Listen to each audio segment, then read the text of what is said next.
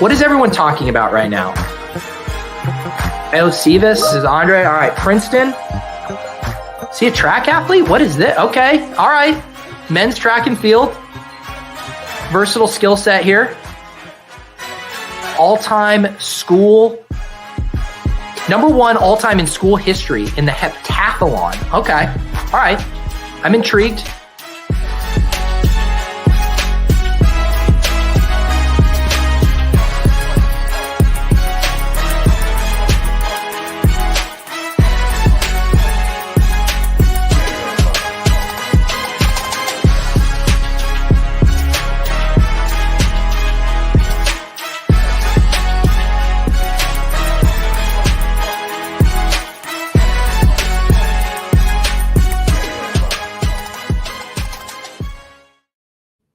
Hello. Welcome to Bestball with Bindles. We have, a new guest here. His name is Emocowboy, one of the 2 Bonk Bros. We have Mathology. He's having a little technical issue, so he'll be joining us in a bit. But how's it going, bro? Nice. I've never talked to you except for briefly on a stream last week. How's it going? It goes well, man. Thanks for having me on. Appreciate it. So yeah, I think I don't really know very much about your your player takes, your exposures, all that. So we should get into it. Talk it out. You said you've done how many drafts? I'm probably like right about 380, almost to 400. I think. Wow. Yeah, I can't get off, man. I'm addicted. I love the draft.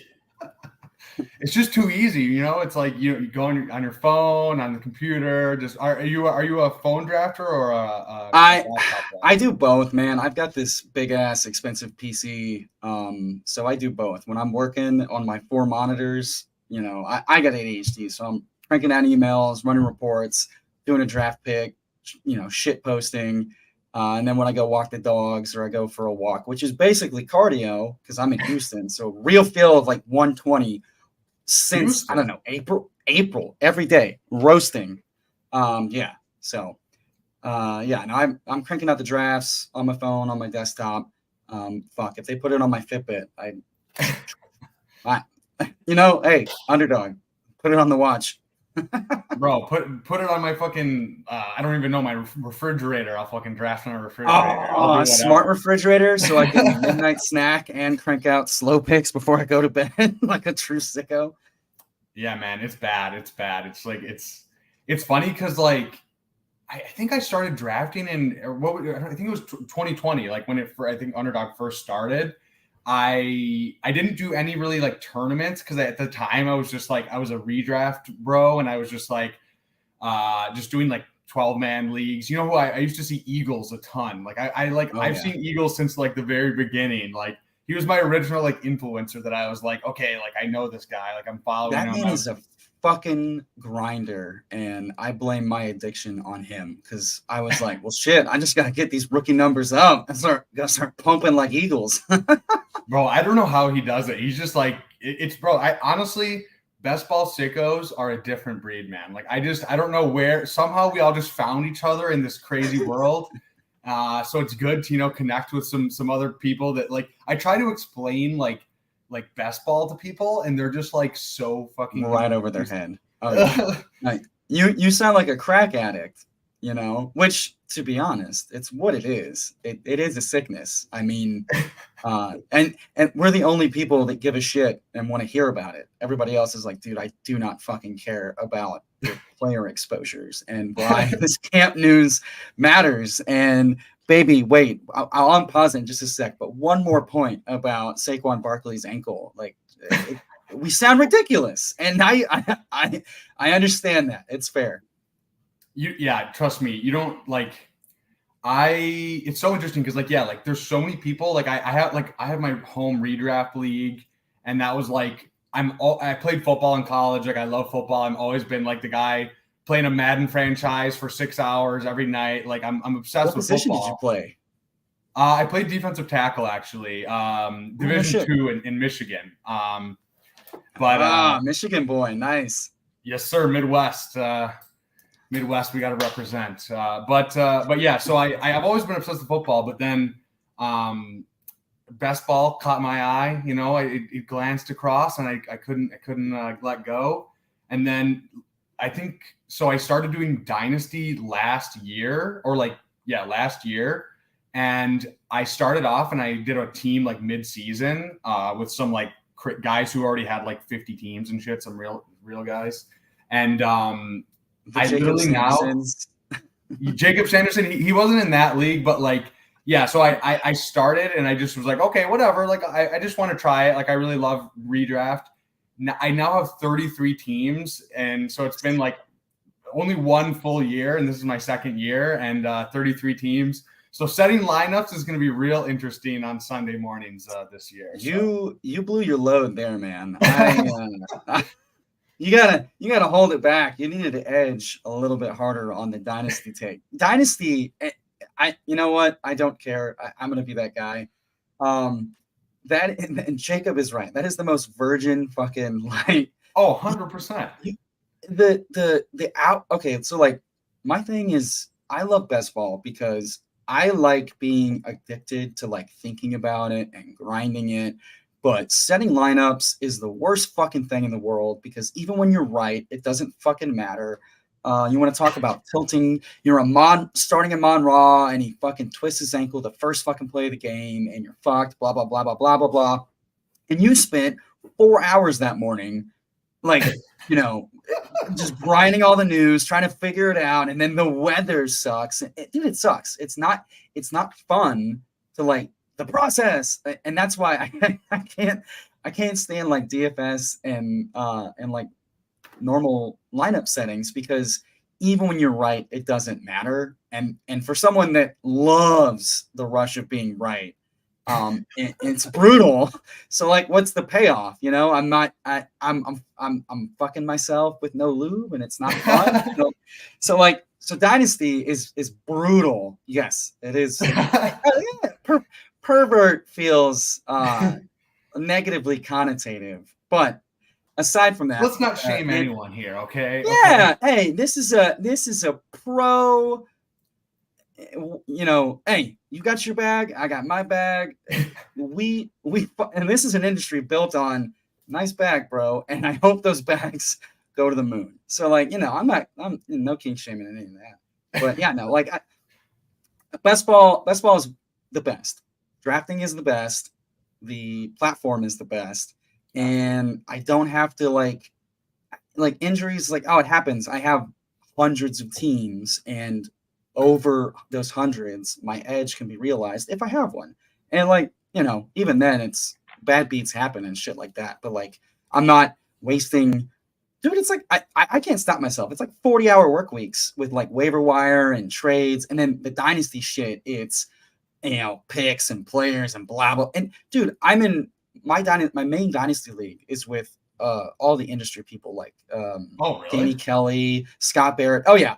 And I'm the only fucker in there that's like willing to trade and take on risk because everybody else is like managing it like Jacobs and like all the edge. They gotta squeeze every inch of like value out of there. And I'm like, dude, that's not fun. Like I won the first year. Last year I missed out on the semis and like, shit happens. So I blew it all up and I'm gonna try to go again. But like thinking about doing that like 50 times over with like people, it's miserable.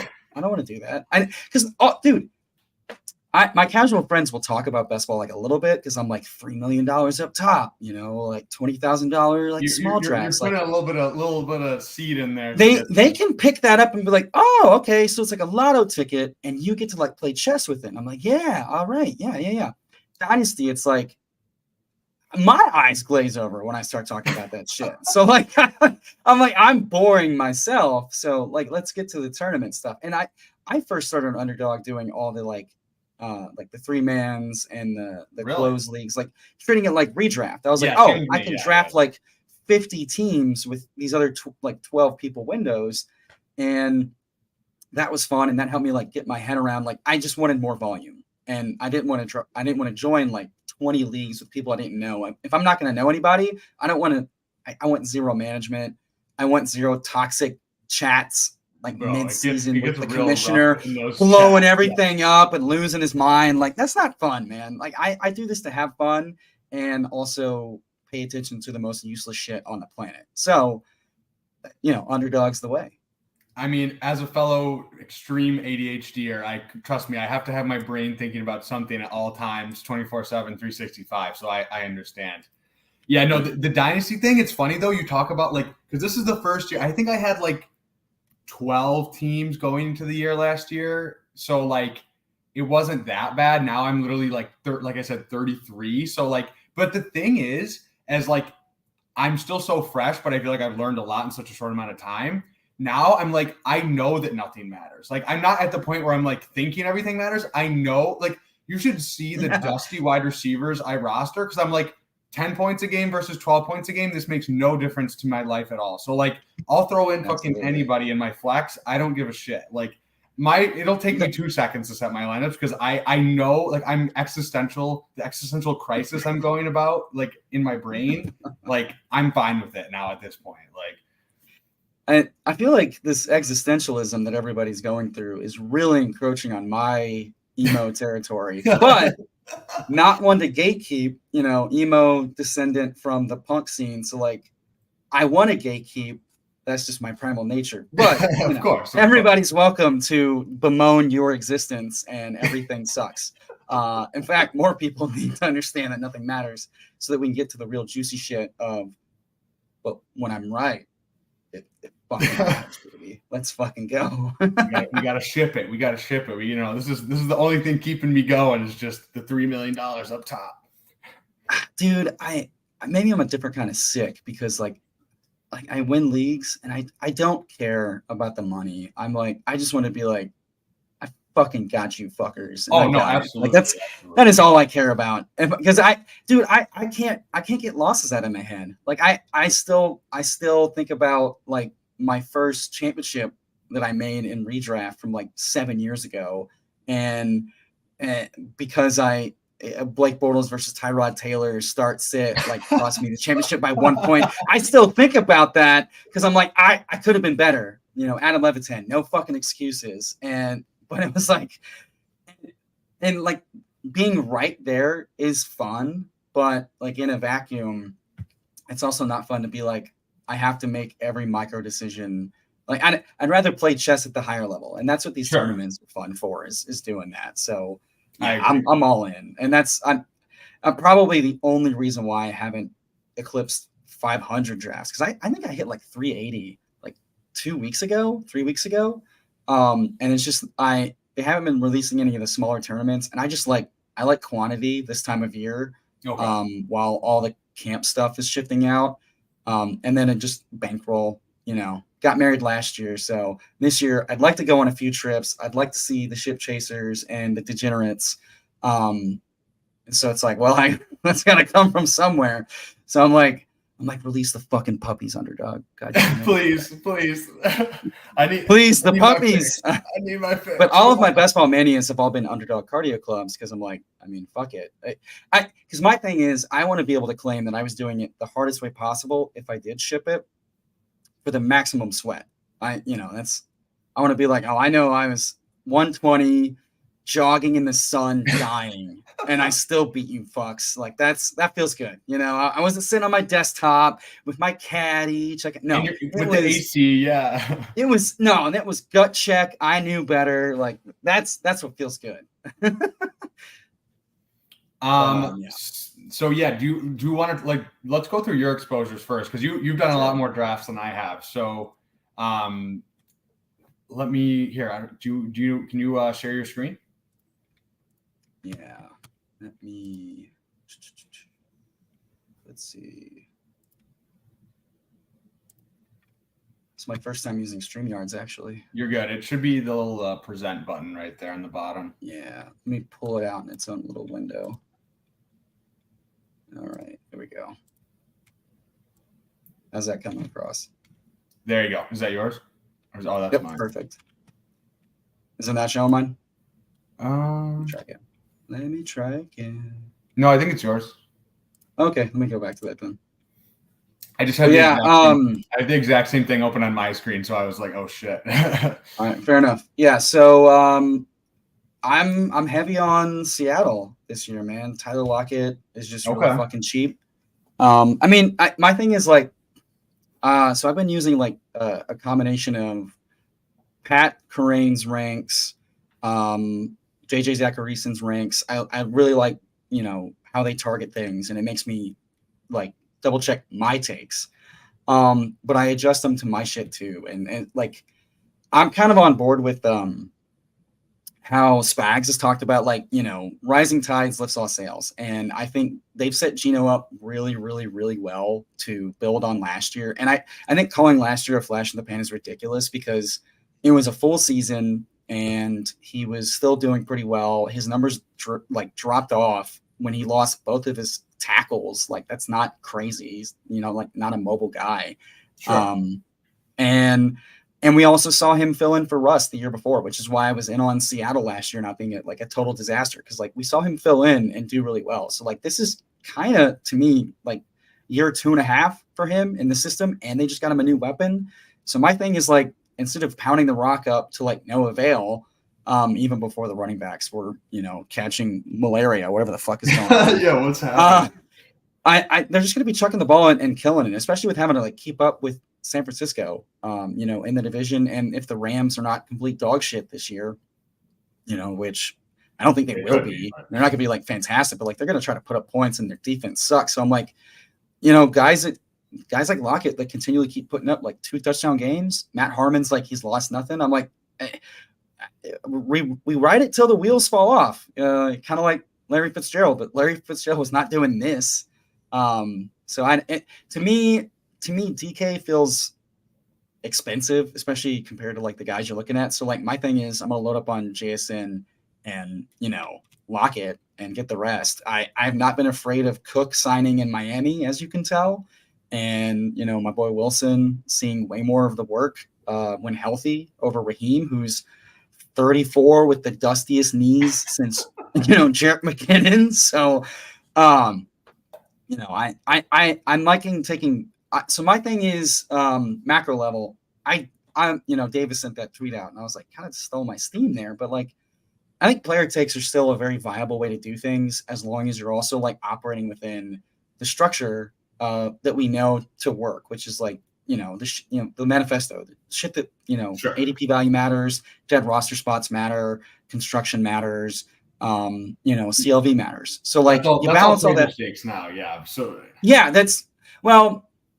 I'd even contend maybe not, because not for the general, not for the general. Yeah, the last 2 days have reminded me how many casuals are still filling in, and like, dude, I seeing all the comments about like, oh, bro, I'm worried about your depth. You depth this, depth that. I'm like, dude, are you crazy? Like, you want to, okay, like, where are you building? You got to be weak somewhere. Like, something's got to be a little thinner than you'd like. And like, this isn't your home league with your homies where you're like leaving with 5 first-round picks because everybody's hammered off their ass. So I don't, you know, so I'm reminded that like Scott Barrett, like, you know, what, 2 weeks ago was like, oh, everybody's reaching to stack. And I'm like, and then like, they're like 10% of the field is stacking. So it's like, you know, it's still not that mainstream, but at the same time, as I know better type of guy, I want to like take stands that I feel like really, really confident about. Because I think that's an edge I can exponentially increase with pulling on. God damn it. I hate pulling the levers. There you go, Pete. I used your fucking pulling the levers thing. It's inevitable. I do the same thing. I feel like it just gets into my brain, and then I can't stop saying all the terms. Like the Bestball Bros video, I can't wait because it's literally like I can't even deny it. It's just like every single second I'm talking on stream, off stream, whoever I'm talking with, it's like it's just in my brain. Yeah. So that's the thing. So people might be like surprised by my coming out of the woodwork. But I've been commenting and like lurking for a long time. I just got really tired of being so homogenous. I can't help but just stand out. So I got kind of bored of like exposures, flat, yeah, we fucking know. Let's have some fun. So I'm just gonna start acting like I normally act in real life on stream, and people are like, Jesus Christ, he's unhinged. I'm like, yeah, I know. But like, you gotta have fun with it. So my thing is like, inject some joy into this soulless world it turns into sometimes, because we're still supposed to have fun with it.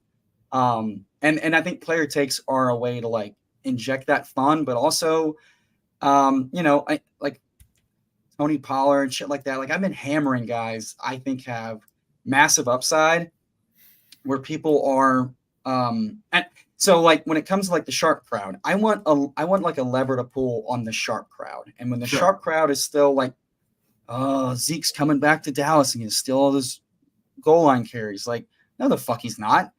You don't unceremoniously cut a bitch and be like, come on back, Zeke. Like, it's not happening. Like, they moved on. And even if he does come back, like, okay, he's going to get the lesser workload. Like, no, they're going to see Pollard crushing, and they're not going to be like, oh, let's put in the dusty guy. We have a bet. Like, so I'm like, let's fade that narrative. Let's fade the whole, like, Raheem Mostert's worth anything. I'm sorry, guys. I know that's super, like, Raheem Mostert going in the 160s is ridiculous. He's 34 years old. They drafted a younger guy. Wilson's better. And they're talking about Dalvin Cook. Who do you think the odd man out is? It's Raheem. I'm sorry. But like, so shit like that. So the narratives, people being afraid of like Rashad because Rashad's only question is like health. And I'm like, well, you know what? If he's healthy for 7 or 8 games this year, he's got a humongous upside. He's going to pick 93. Who else are you taking? More, like, you know what? Let's make some enemies. Who are you taking over him? Like, oh, Jameson Williams, he's doing nothing. I'm sorry. He's not going to have 18 touchdowns on 18 touches. The dude is overdrafted. Michael Thomas, for all the optimism, just like last year, this week, how's he looking? Oh, he's still working on getting back. Oh, motherfucker, when will you be back and healthy? You're just not. I'm sorry. Your feet are fucked. Like, I drafted him a little bit both years because, like, if you take those first 4 games last year and you put him up to that, it's like, so, and I also know that, like, I spent a couple years like chasing upside, and I don't remember who said it, and they're banging the drum again this year, but like, what is the reality or the probability you realize that upside?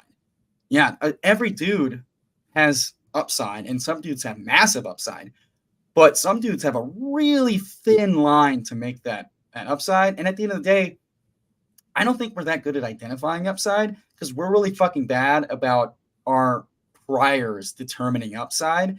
And we just watched last year, another year again, where upside was dictated on things out of our control, health, weather, rust, all this shit. Like, how much upside does Olave have last year if Michael Thomas stays healthy all year? Like, it's, and vice versa. How much upside does Jeff Wilson have last year unless they don't sign anybody else and they kind of ping pong? Like, oh, how much upside does Tua have if he doesn't get concussed 3 times? It's like, there's things outside of our control. So like, lean into the chaos, take some big stands, knowing that like, how much you're really going to get hurt on that in a smart way, Liam, not 50% fucking Kincaid. I will throw stones at your player takes. I don't get that like, one. I'm sorry.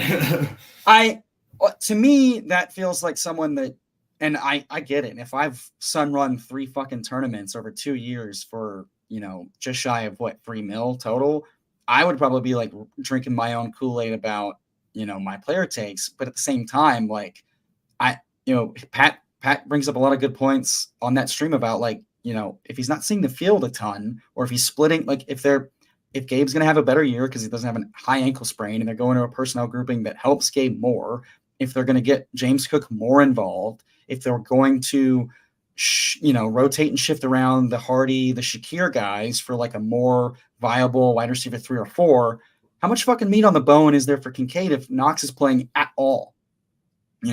So it's like, nothing. I think that's it's a way of like, his upside. Yeah, okay, if he gets Travis Kelce usage, he's got monumental upside. What are the odds of that happening without everyone else on that team dying? That could happen, but like, I'm not confident saying that's likely to happen. I'm not confident saying he's going to outplay everybody else. Like, that to me, that's the dog scenario. So like, I think sometimes you got to like check yourself of like, how likely is that to happen? And I'm kind of doing that the last, month or so, checking other people's, rankings and stuff being like, and I've started taking more Zay over Rashad just to make sure I'm getting pieces and I'm not putting everything in one basket because shit happens.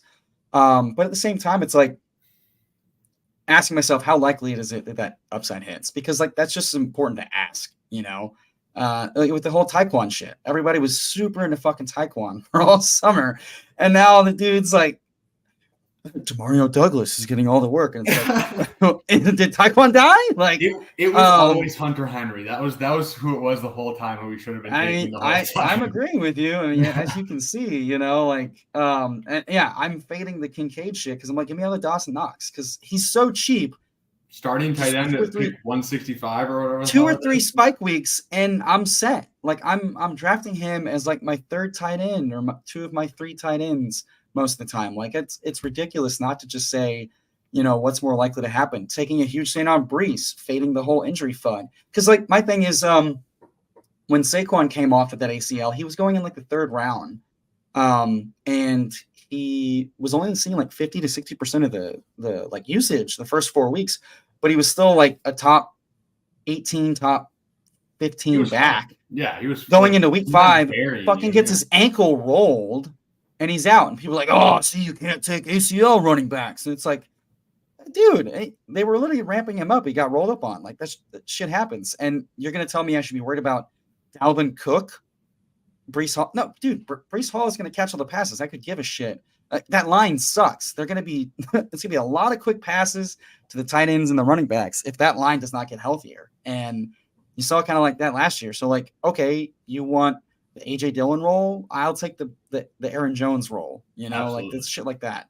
So I think it's a way to pull levers and engage yourself, but also to distance yourself and helps you avoid some of the, like, I don't want to take Saquon and those guys in the 2nd round as much, because I think Pollard has a likelier chance at outscoring those guys on a weekly and season-long basis. And also, one thing I've taken from Liam is like, look at the whole like playoff matchups, like 15 through 17.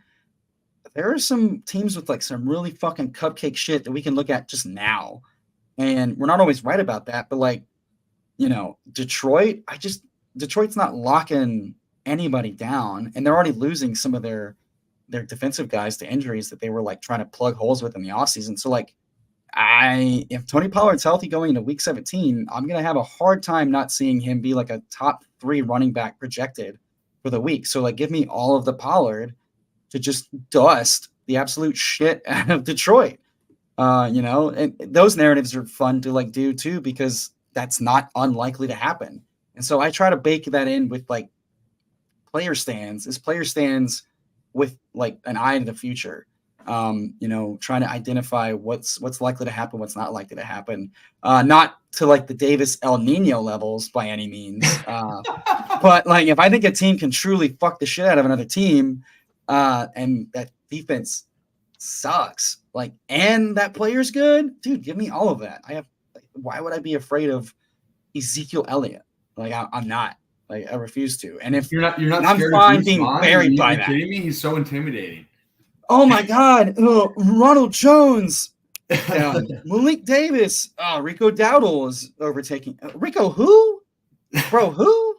Like, no, okay, it's gonna be Pollard, and it's gonna be like dust balls, like, and I'm not afraid of dust balls. So and cheap dust balls, whatever. If Zeke was a 18th round pick, that's more interesting than like Izzy, I think, but he's not. He's like round 15, round 16. Yeah, 15, and I'm like, I'm not taking him over Jeff Wilson or, the wide receivers in that. Like, no, fuck that.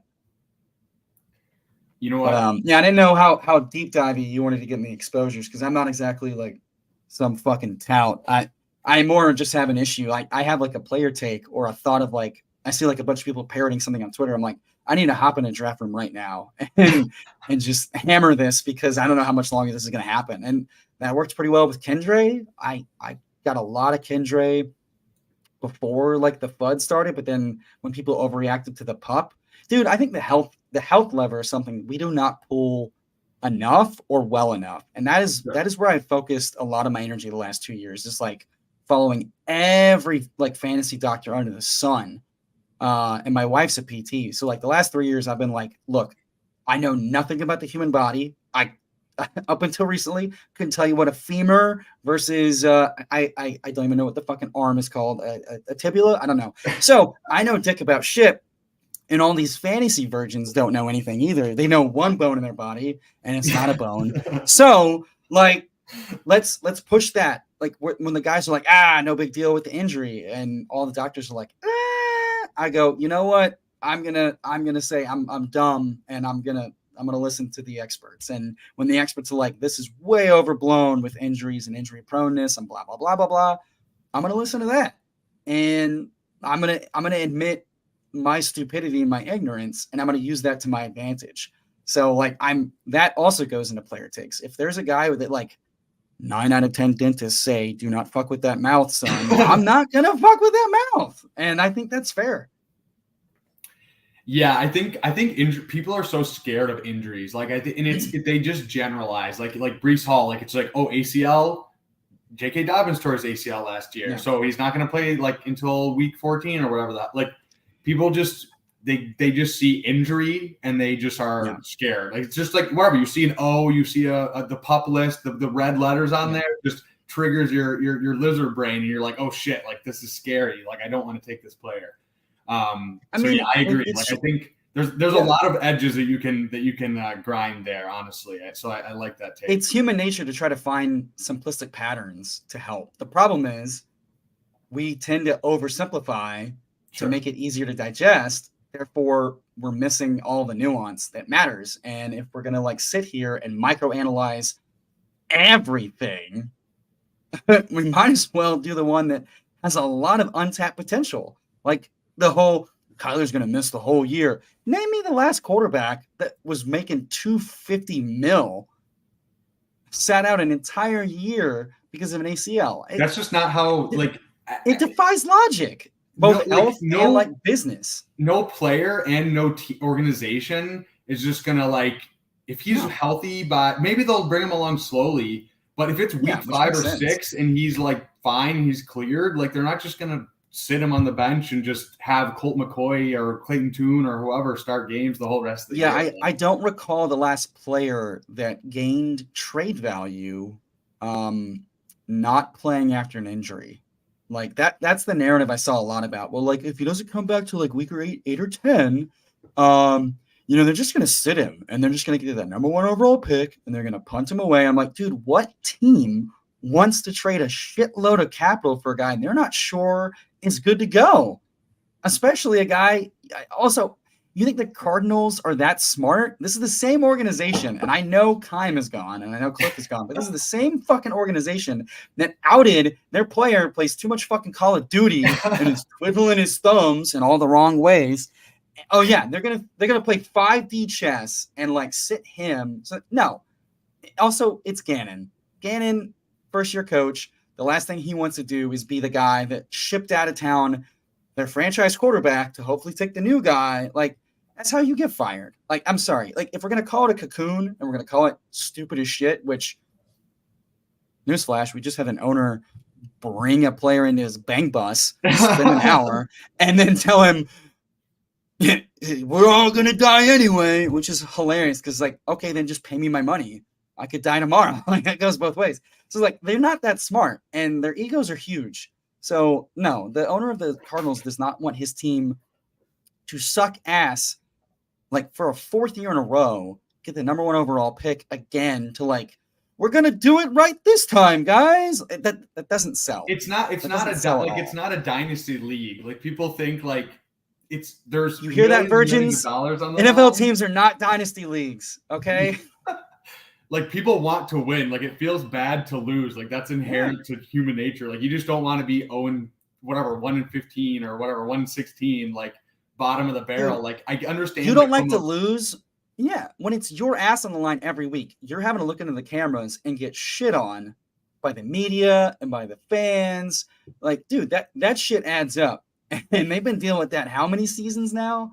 I mean, look at the Texans. The Texans won that last game, like whatever, on the pass to Jordan Akins. Like that was idiotic. Like if they had the Texans are hilarious. if they had any brain of like whatever, like if anybody cared about tanking, the Texans would have cared about tanking. Like, let's be real here.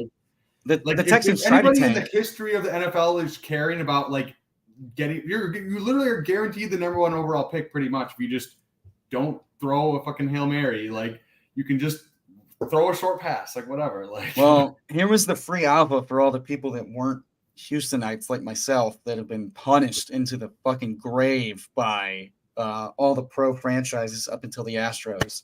Suck it, haters. But Cal is the dumber version of his dad, who was not dumb but loyal and a little racist. He hired a pastor to run the team and put character first, and their GM is still bad and is still there.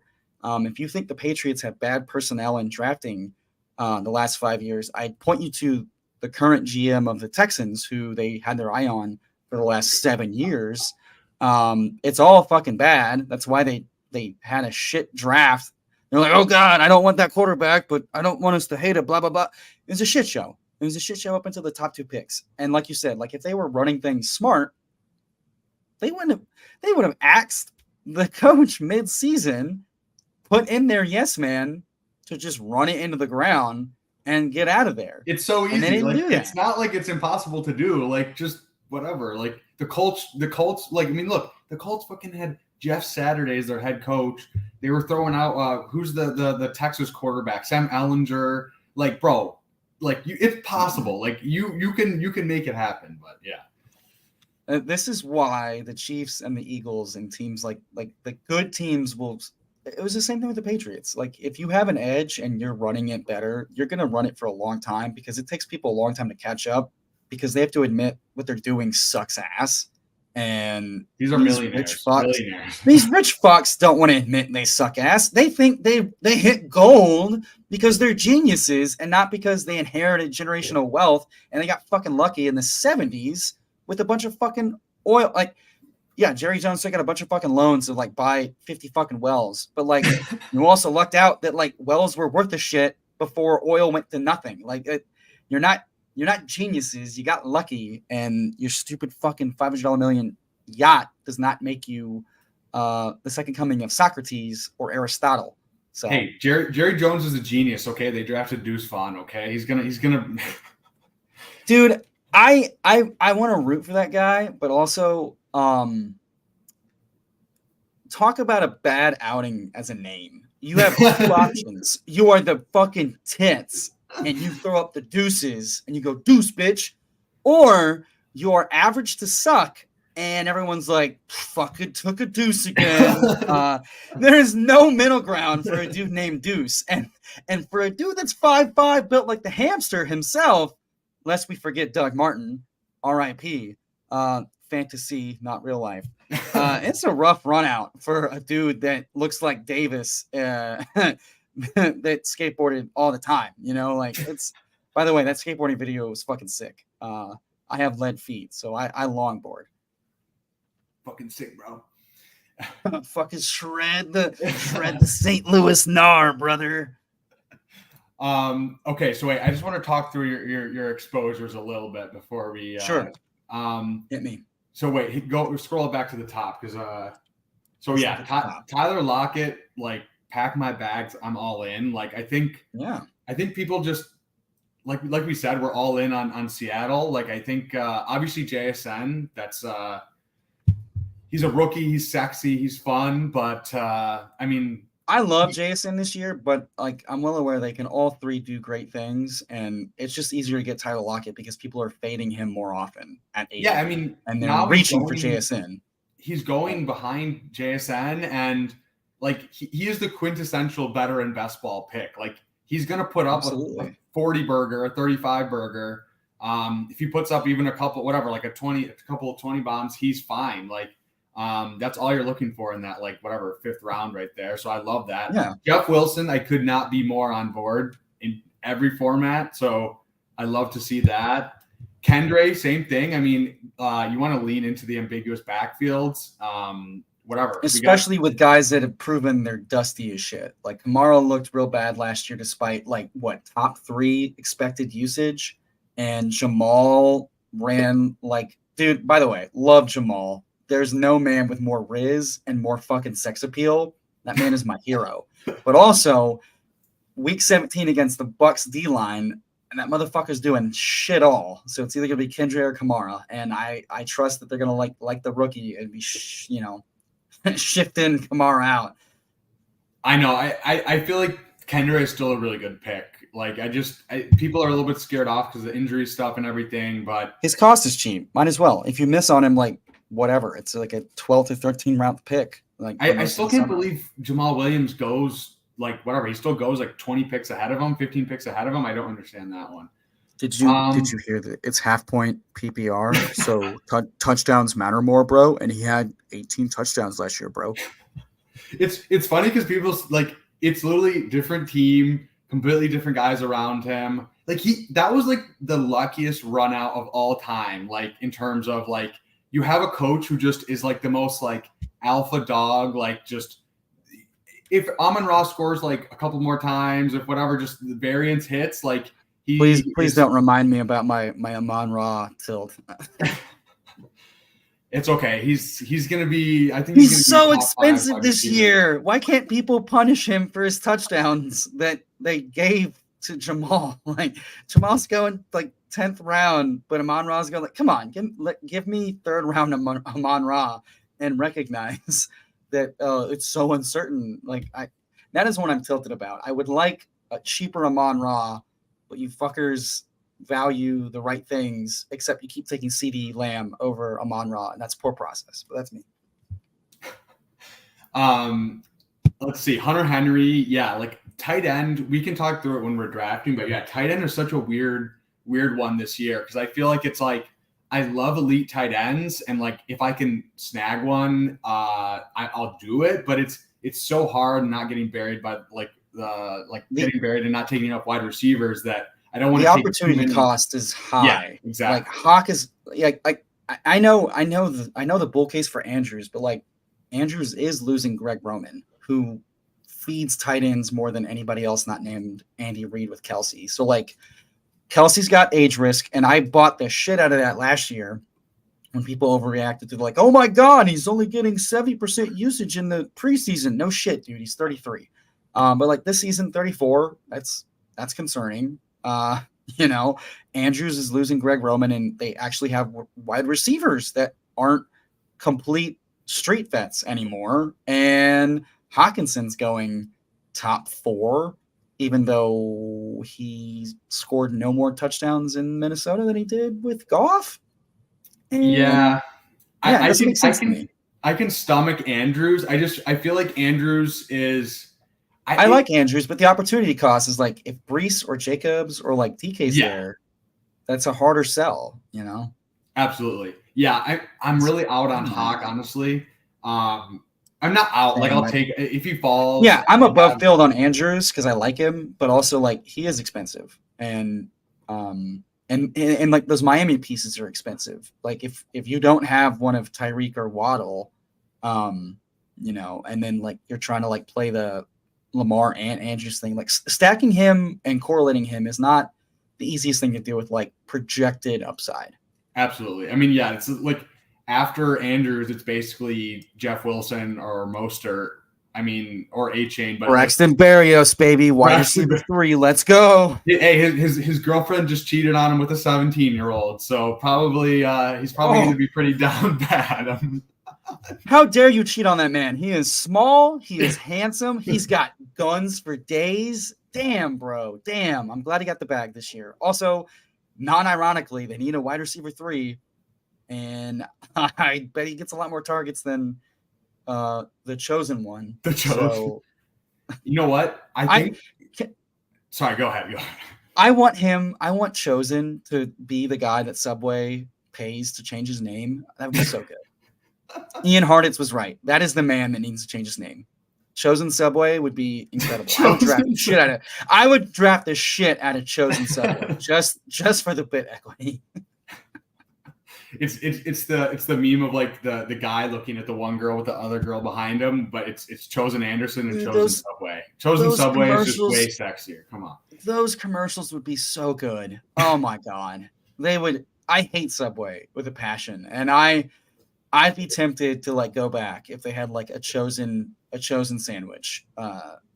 Wait, dude, you're telling me Emocowboy is not into $5 footlongs? That I'm very surprised by that. Here's the thing: when you're like me, you don't gotta pay for footlongs. First off, second off, you do not yell at me when I ask for more spinach. And you certainly don't call me an asshole for asking for more spinach. And that's happened so many times at a Subway. I am fucking sick and tired of shit service with a shit sandwich. It's potbelly or bust. Sorry, not sorry. You're amen to that, brother. Yeah, honestly, I think Braxton Berrios, there's a lot of corollaries between him and Julian Edelman. The age 27 white slot receiver breakout. Good offense. Positive profiling, by the way, not negative profiling. Return man, he's shown some juice before. He's a good locker room guy. Works hard, sneaky fast. A dude that can do a lot with 4 targets underneath, which is what they're going to need this year if they're going to be too high coverage, which is what they're going to see a lot of. I mean, he's just going to be rotating as an intermediate guy, and I don't believe Durham Smythe is going to be that guy. So it's far likelier it's the shifty slot guy. If you're going to wish cast anyone like on any team, like there's no, like you're saying, Durham Smythe, like who is the third target? Like it could be Chosen Subway, but like realistically, I am pretty dust. So I am yelling at my monitors every time Pat or Pete takes fucking Durham Smythe as their goddamn bring back. And I'm like, dude, God damn it. Like that 1 catch, 2-yard touchdown. I hope to God I don't see that on a winning lineup because it will pain me so fucking hard. If it's not Berrios, I don't want it to be Smythe. Like that process wise, that sucks. That's a team that is ripe for plucking a tight end castaway or trading for somebody mid-season because like that depth is awful. So like we want to talk about like empty projected role.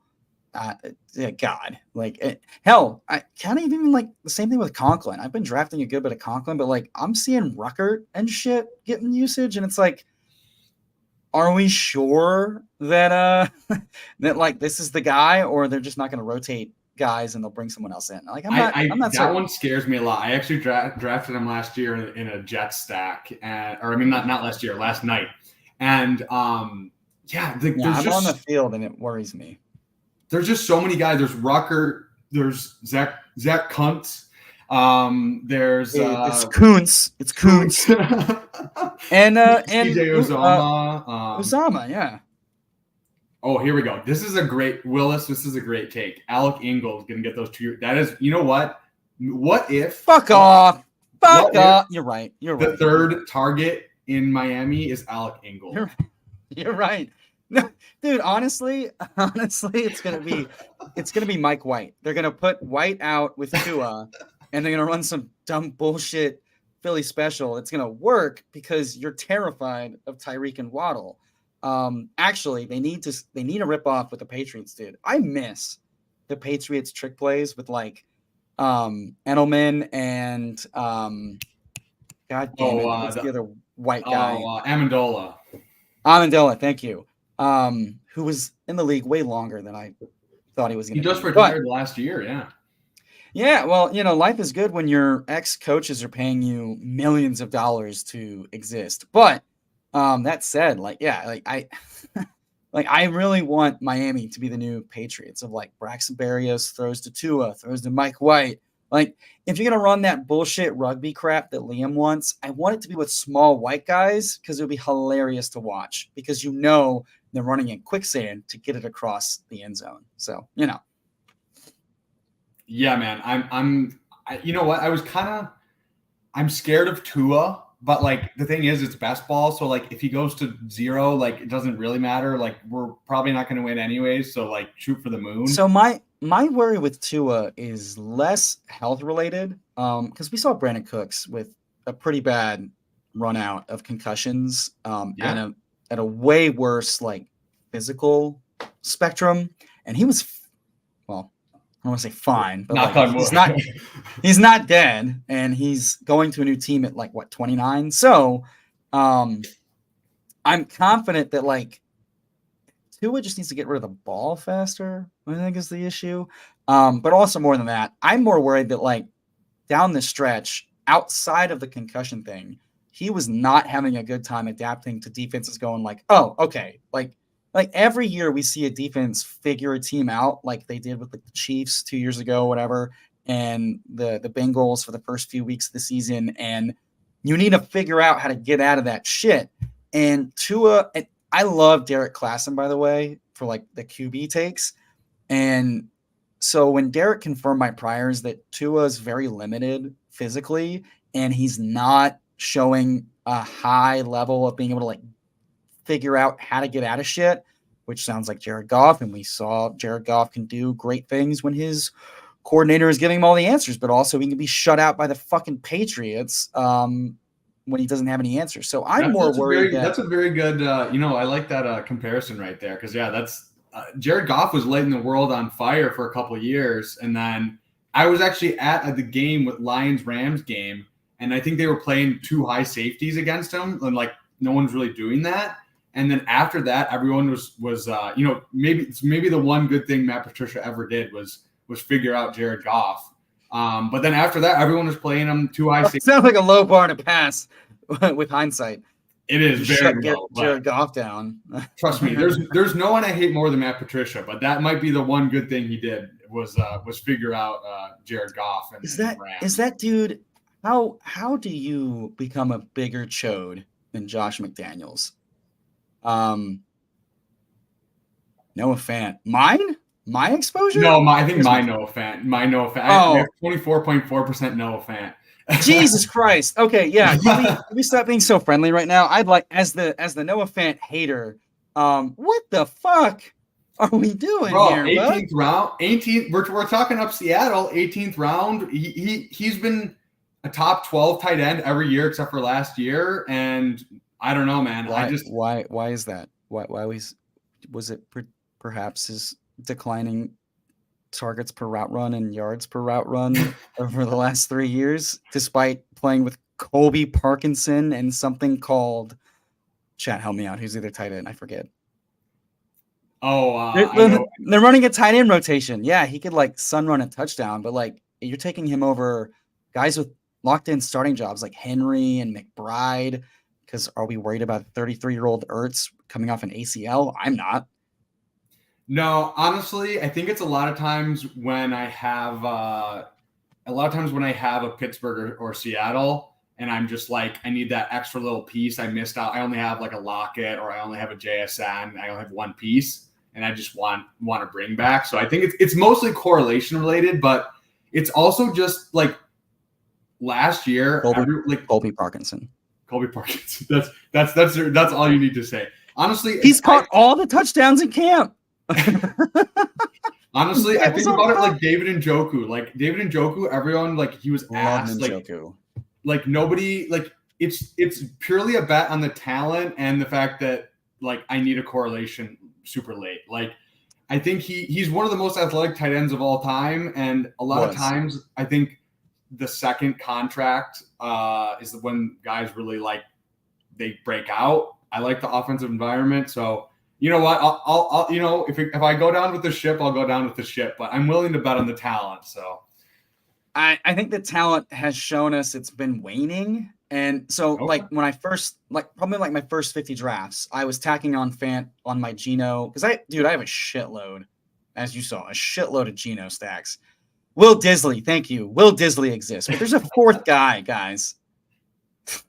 So like, there's 4 fucking tight ends, and they just drafted JSN. So that's telling me they're like, our tight ends fucking suck, and we're gonna use them less. And I don't know. Like, I revisited, like Fant got usage and still wasn't really doing much, and so it looks like sometimes we need to move on from like, what a guy did 5 years ago. I think sometimes we're bad about that. And I'm going to take a moment on this soapbox because I got poo-pooed by Pete.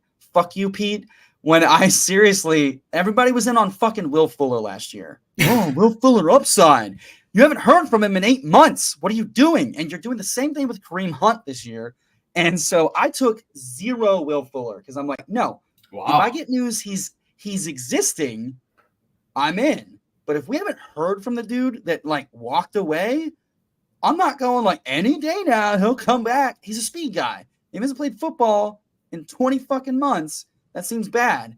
And after the season wrapped up, Pete said some bullshit about Fuller. And I was just like, hey, man, sometimes, you got to like question why you're doing something. And Fuller was a bad bet. And he was like, 18th round pick, basically free, blah, blah, blah, blah. And I'm like, no, manifesto this year says dead roster spots are a thing. And you guys fucking all that Will Fuller up. And I'm like, dude, it was a bad bet. Like, okay, 8% Will Fuller, maybe. I can understand that. But these dudes are slanging like 20+% Will Fuller because like he's free. And I'm like, guys, why is a player free? Sometimes it's not a good bet. Sometimes it's a real fucking shit bet. And what you did 4 years ago may not matter. And I have the same concerns with Kareem Hunt this year. Like, the Browns let him go, and they're trying to win. And they could have re-signed him to it. Like, as we saw, they could have Kareem Hunt for super fucking cheap. And no one's biting. Jerome Ford. No one. I'd rather have Jerome Ford, yeah. They have a dude that hasn't touched the ball more than like 50 times. And if not even like 15 handled the ball that much, I wouldn't trust my balls with him. Like, no, fuck that. Like, I don't. Yeah. So like sometimes we need to like, I think we're bad about like identifying what's signal versus noise. And that just comes down to like adjusting priors. And I was not very humble my first few years doing a bunch of this shit. And I ate it. And I learned my humility. I ate that fucking humility up.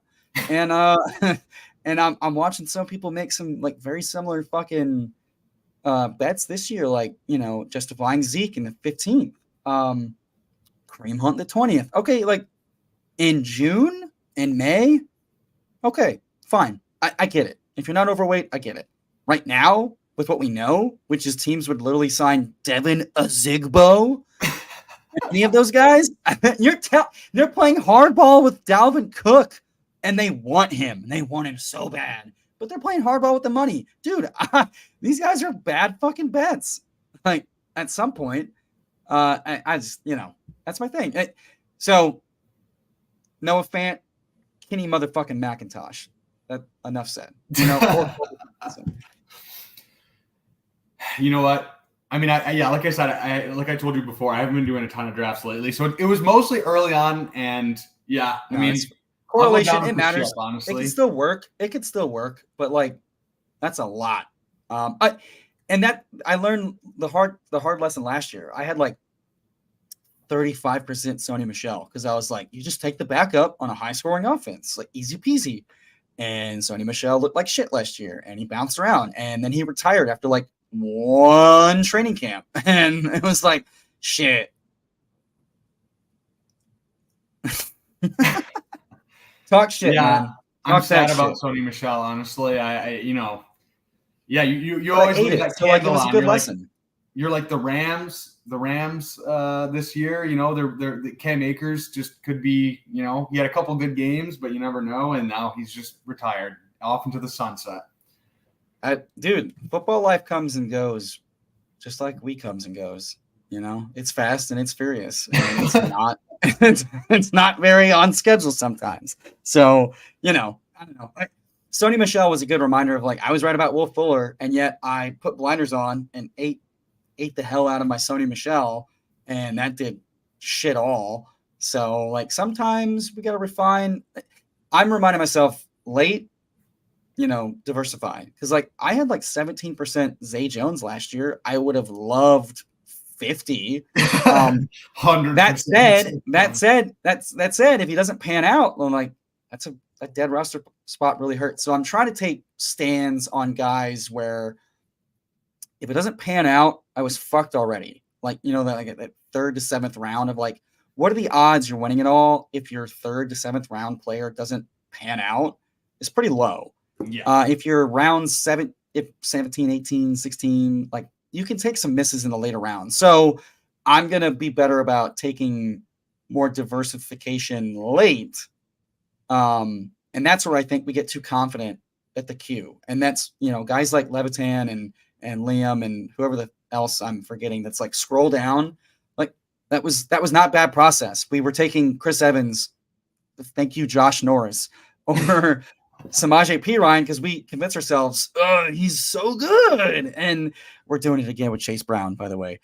So sometimes we've learned nothing, and I'm trying to learn, and maybe that's the only lever I can pull is like be less dumb than the dumb things the sharp guys do. And guys. That's, you know what? I think there's a lot of groupthink like in our small bubble. So I really think it is like you have to like, and there's so many comfy clicks. Like there's guys that you just every single time you're in that range, you're just like, oh yeah, Tyler Lockett every single time. Like he's not a good example because I do think he's a fine pick at that range, but I'm just saying like there's guys where you fall into it. It feels comfy. It feels cozy. You see an article go up, you see someone tweet out something and you're just like, oh yeah, this is the guy. And like Brian Robinson this year. Like I think Brian Robinson is good? No. Like, but he also got shot last year. I mean, we don't really know. Like Antonio Gibson, as much as we like his profiles, as much as we like whatever his pass catching upside, like he's not the starter right now. Like we just don't know. Maybe their offense is better. Like there's guys like that where I'm like, they feel so gross. And I'm like, I think I just need to confront my biases more on just some of these guys where I'm like, you have to look at it from a different perspective because we get so locked into our bubble. So yeah, there's a lot of guys like that where I'm trying to do a little bit of gross is necessary. It's like elbow grease. Like the Josh Jacobs, Cam Akers guys were disgusting to take last year, and they helped. Yeah, late tight ends with a role, but but locking into who we have decided has that role, especially given like an 18-game season where injuries happen, usages happen, shit falls apart randomly for guys it's a balancing act for all that stuff. Are you new here? We had like a 30-minute tirade on Will Fuller. Run it back. Do yourself a favor. We shit on Will Fuller and their draft. Well, I did. Because I'm going to only mention what I was right about and not mention I'm wrong about plenty. But I'm trying to make those like wrongs, worthwhile. Because like backup running backs, that feels like a thing worthwhile taking a shot on, but something that's kind of more up to chaos than anything else. Whereas like a receiver late, what are the odds that dude, like all the things click for that dude to get it just right? Very low, unless we've mispriced a guy, a la Zay, just deciding that somebody wasn't worth the money, a la Kirk. I was huge on like Kirk and Zay got what, 30 mil last year, and people were like, the fucking chumps. And I'm like, they're paying a lot of money. You say Lawrence is good and Urban was ass, and I agree. And you want to talk about an ass man? That man was up in them cuts. Then I'm gonna take guys that are like cheap as hell. Easy game, Sometimes it doesn't have to be hard, and that's what I like about guys like Eagles, like willing to look stupid in the hive mind, but asking good questions and like adjusting our priors is very fucking hard. So we should try to do that as often as possible. Amen. Yeah, no, that's a perfect example. Eagles does not give a fuck. Like he loves to draft, and he'll do some stuff just for the bit, obviously. Nick Chubb 101. As we all do. We all do. Yeah. But I mean, he is not a part of the hive mind, and like I think we should be more like Eagles. Like we should be more like just willing to just say, oh yeah, Pat Kerrane likes this guy. Well, fuck this guy. Like I don't care. Like I'll disagree with whatever Pete, whatever, whoever is like. You heard it here first, folks. Bindles said, "Be more like Eagles. Tell Pat Kerrane to fuck himself." No, but yeah, it's I agree. It's good to just. We should all have different looking fucking dude. I think Eagles' main leverage, and also like if we could only be so lucky to draft 5,000 teams, and do it. And he's taking his licks. Like he came on Pete's show and said, "I don't think I'm good at this shit. I just like doing it." And I think raw numbers helps. And then like some of his PGA stuff came out, and he had a bunch of teams in the finals, much like Sam Sherman did last year in BBM.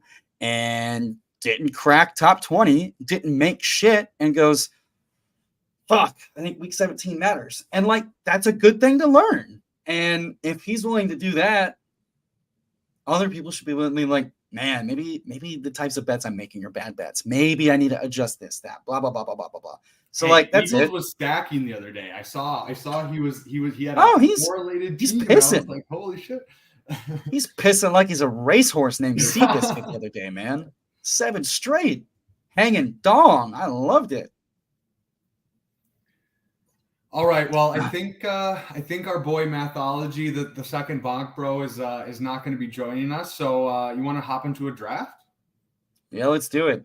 We missed out on our first ever live threesome. Bindles was going to get to finally do 2 dudes at the same time.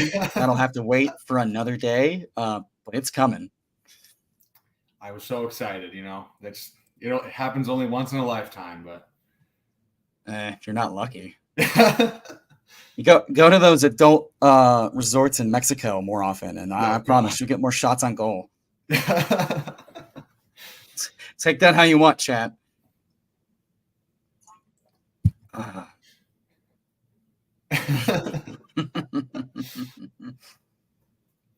Missing Mathology.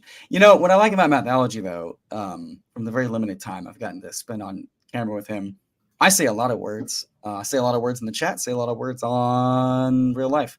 Mathology sits there and he stews, little mental foreplay, and then just something nice, succinct, and witty. And I wish I could do that, but I can't stop fucking talking and sharing every thought that comes to mind. And so it's a nice balance, the yin to my yang, the nut to my butt. I mean, yeah, he's very he's a man of few words, but they really hit hard when he does say them. So that's it's nice. It's nice. Mathology hits hard, hits well. Good time. Sounds like you have some experience. Hey, look, you got to change the speed up just like a good pitcher. Sometimes the fastball is what you need. Sometimes you got to curve it. Sometimes you got to loft it. It's just, you got to know the batter, you got to know what's coming up. Fucking 8 spot. God damn. Yeah, I was going to say, I feel like I pulled the 8 to like 10 spot, like almost. You know what? I'm good with this because if we get Cooper Kupp at 8, I'm eating it up.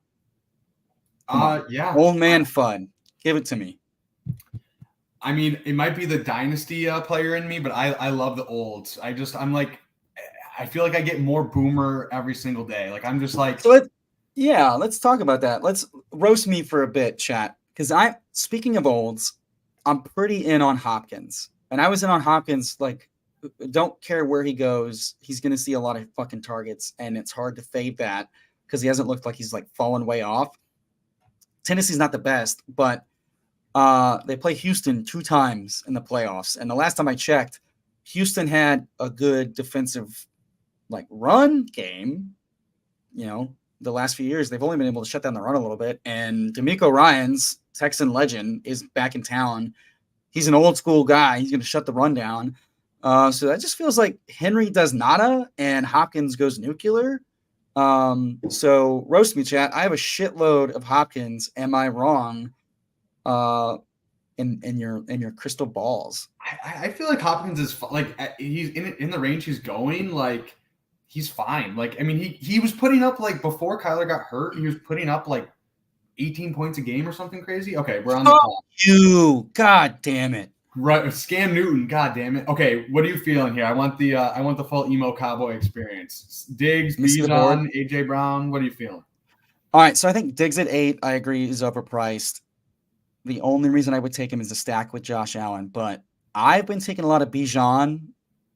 Bijan or AJ Brown? Who do you like? I like Bijan because I just don't. I want to stack, ideally, without Ritter. Ritter's trash.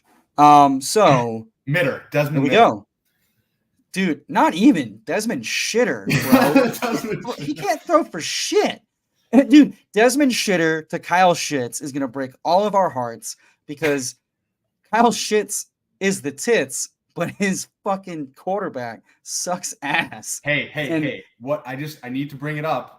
Taylor Heineke. What if he is the guy we need? Dude, I worship to at the feed- Barstool of Heine. I need Heine to start week 1 so that he can feed my boy London and Pitts. That fucking throw behind Pitts. I was like, God damn it.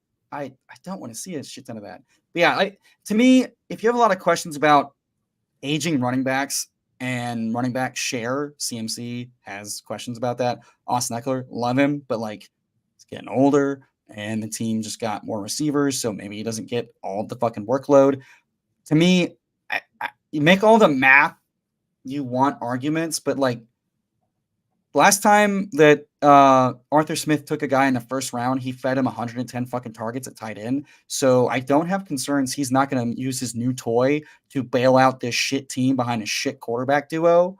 And they should have had a better quarterback. But like, give me the young gun because they play fucking shit ass Chicago in probably shit weather. He's going to get the ball like 30 fucking times. Because 34-year-old CPAT is not a fear. My God.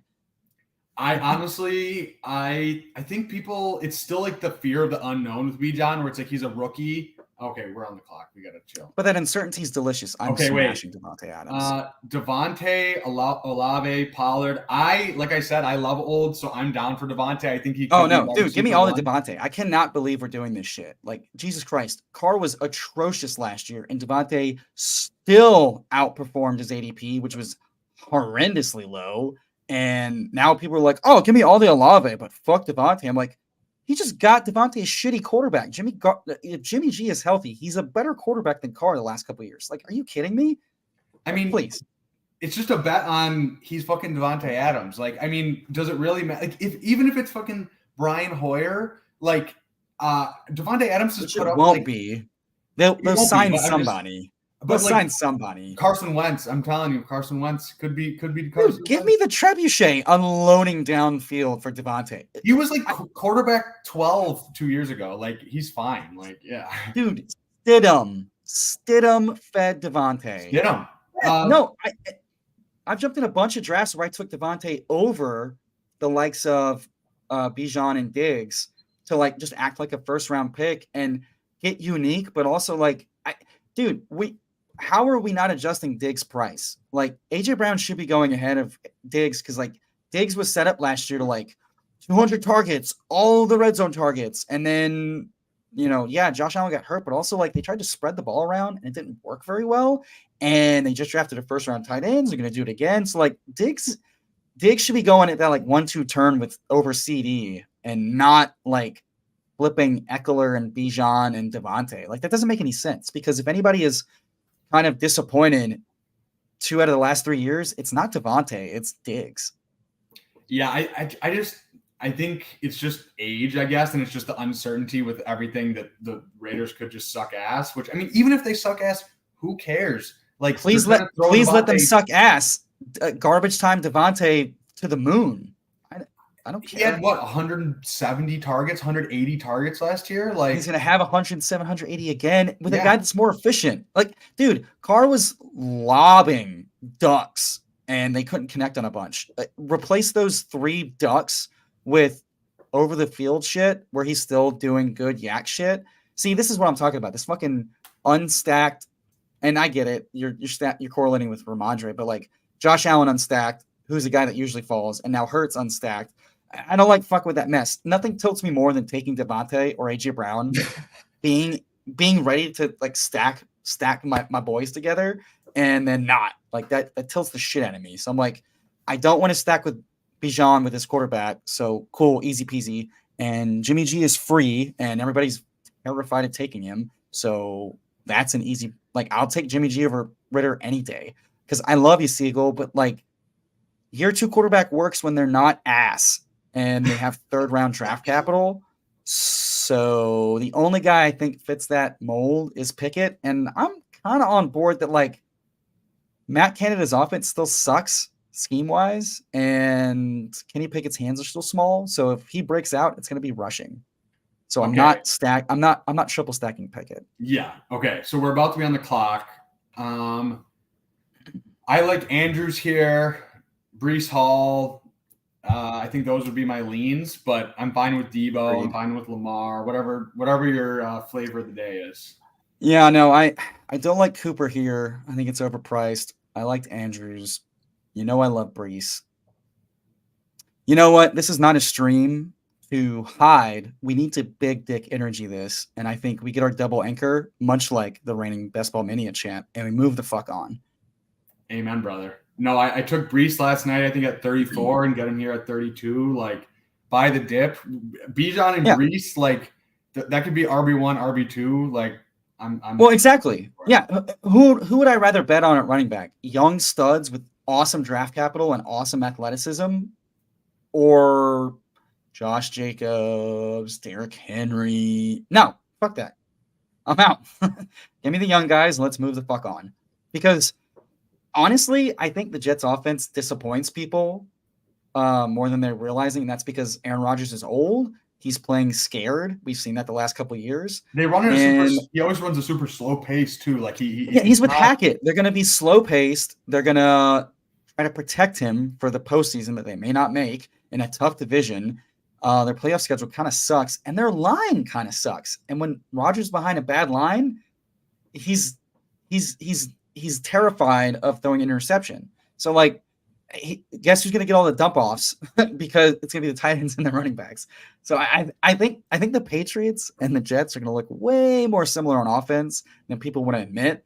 And that's why I'm a little hesitant to take Garrett Wilson in the round 1-2 turn. I like him a lot, but I'm terrified like they're going to have trouble connecting.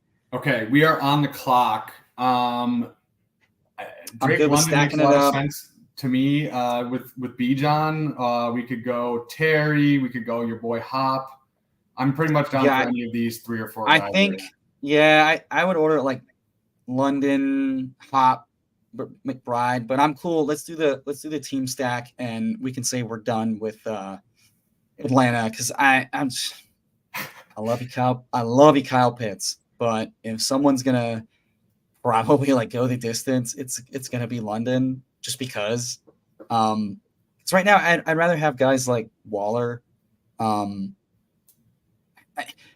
also comes down to like OC. Like Kyle Pitts went ham his rookie year and finished tied in 11. And now he's got Bijan and London to face off with. I'd rather take London and give me the youngest, best pieces of that offense that aren't coming off injury, and let the rest fall where it may. Like that's kind of where I've been drafting all season. Yeah, man. I as much as I love Kyle Pitts, I think, like you said, I prefer Waller over him. He's even a few picks behind him. I think 5-ish picks behind him. I think Waller's set up to be the number 1 target, and he's going to get fed. And I think people are just scared off, like last year, like we said, injuries and everything. And injury, but also dude, Waller didn't invite one man to his wedding, and that was Josh McDouchebag. So and now Josh Jacobs doesn't want to come back to camp because of McDouche. So Occam's razor, did Waller deal with injuries? Yes. Was Waller probably unwilling to like put his body on the line for a shitty team with a shit ass coach? Yeah, probably. And now he's with Dayball, who understands how to run an offense and is trying to get the most out of his way overpaid quarterback. And that's why I'm not super high on Saquon, because I super high on him last year, but he definitely faded as the year went on efficiency wise. And they've added everyone and their mother to that receiving room, including a stud in Waller. So like, I don't think Saquon's going to see 100 targets again. I don't think he's going to see like 80 targets again, because I don't think they want to do that because it doesn't work very well. His receiving's been overrated. Like since his rookie year, it was just dump offs from Eli, and then everyone just it's a volume play. Yeah. Which at youth, a la Bijan, I'm cool with. You're getting older, and your team was like, I don't know that I want to sign you to. The team didn't want to put a ring on it, so I don't want to put a ring on it, unless it's a ring down below. That's what Josh Jacobs and JT are getting right now. They're getting the ring from below. RIP. What do we got? How's it going? Oh, Fields is falling. Dude, give me Fields, you fuckers. That's see. The correlation I like. I am very heavy. He has Mahomes and Scam Newton. Scam has already broken my heart once, so I'm just waiting for it to happen. Yeah, again. honestly, I'm not getting my hopes up. I'm not getting anything up right now. We're pretty thin at wide receiver, but this isn't I feel like we'll be fine. Like, I feel like we're fine. Fuck you! God damn it! Right. Oh my god! I knew you were gonna fucking do that. All right. We got to know take what a time it receiver. is. I feel like, yeah. You know what time it is. JSN. Yeah. Set it, forget it, done. Amen. See, this is where you take the olds and the youths, and you just have like an orgy of points going off in the wide receiver. Just everywhere. No, this is honestly, this is a really good start. I like this. I think, I mean, honestly, yeah, between Bijan, Brees, Devontae, it could be 900 half PPR points between those three. And then we got some upside with some youth, some year one, some year two breakout guys. I love it. And let's talk it real quick. I am very much out on the Bucks, which is not popular to say, but I have news for the people. Baker Mayfield is not Geno Smith. Geno Smith played very well in his 6-game start with Seattle before people decided the team was going to go to shit, which it did not, and I was not surprised by that. And Baker Mayfield did look like shit on 2 different teams last year, and now he's playing with a shitty offensive coach that are trying to run the ball a lot. And I also have bad news for the Rashad White people. Baker Mayfield doesn't like chucking it down. He likes scrambling, fucking the play up, and ruining the pace. And that pains me because I loved Baker Mayfield coming out. I have a Baker Mayfield jersey. I'm not taking, and it hurts because I love Godwin and I love Evans. But like this year, they are dogs at their price to do anything good. And also they play New Orleans, and that's a defense that had Brady's number. And if Kyle Trask or Baker Mayfield is playing that defense for week 17, I have bad news for you. They score 17 or less points, and everything sucks. It's probably Otten and Gage. We can get back to the Baker Mayfield FUD, but do we play the hits here? I do like to stroke my ego and double up. Yeah, I'm not opposed. The only guy I would be tempted to go over right now is Addison for me.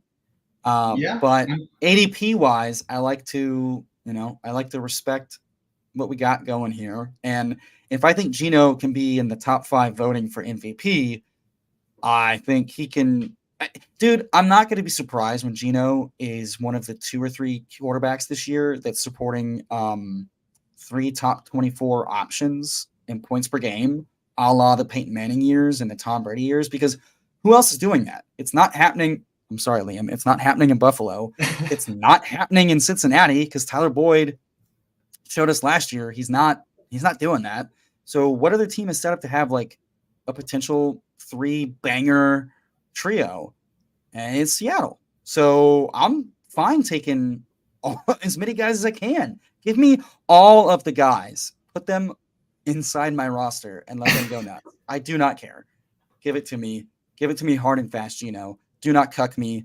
I am now on stream saying you're going to do great things. If you shit out in the playoffs, I will cry. This is on the internet forever now. Do you know how it works? You know, it'll be 2069 and people will be pulling up your bad Geno takes if he fails. So, brother, I had some asshole in my mentions today calling me a casual for saying Pittman in the 6th is not a steal. And I've gotten better about tweeting and deleting and, or like typing it out and deleting it. But I'm like, okay, you're annoying. Let's do this. And it's like the casual people kill me. He had 99 drafts under his belt, calling me garbage takes, casual takes. I'm like, first of all, I'm not a tout. I am a random asshole with a camera and a Twitter account. A shitter account, because it's x.com now. And I have not even hot takes. It's bold takes. I'm fading a guy because what, you're going to take everybody in a range? Sometimes you have to fade guys. Sometimes you're going to fade guys because you're taking other guys. Like, that's just how it fucking goes. But also, I have news for the Pittman Spags. Earmuffs. I have bad news for the Pittman fans. I love AR. I don't think AR is going to chuck it 30 times a game. I think they have a rookie wide receiver, and they have a nice wide receiver core, and they're going to run it with JT or not JT. Sorry, not sorry. Or say don't give a fuck. So I just have like Pittman feels like the DJ Moore thing last year, where it's like he can have spike weeks, but he's a dog to like truly outperform his ADP, and he's a little bit cheaper than he was. But at the same time, he also had a hip injury last year. He dealt with it in camp this year. So it's something he's proven it's a recurring hip issue.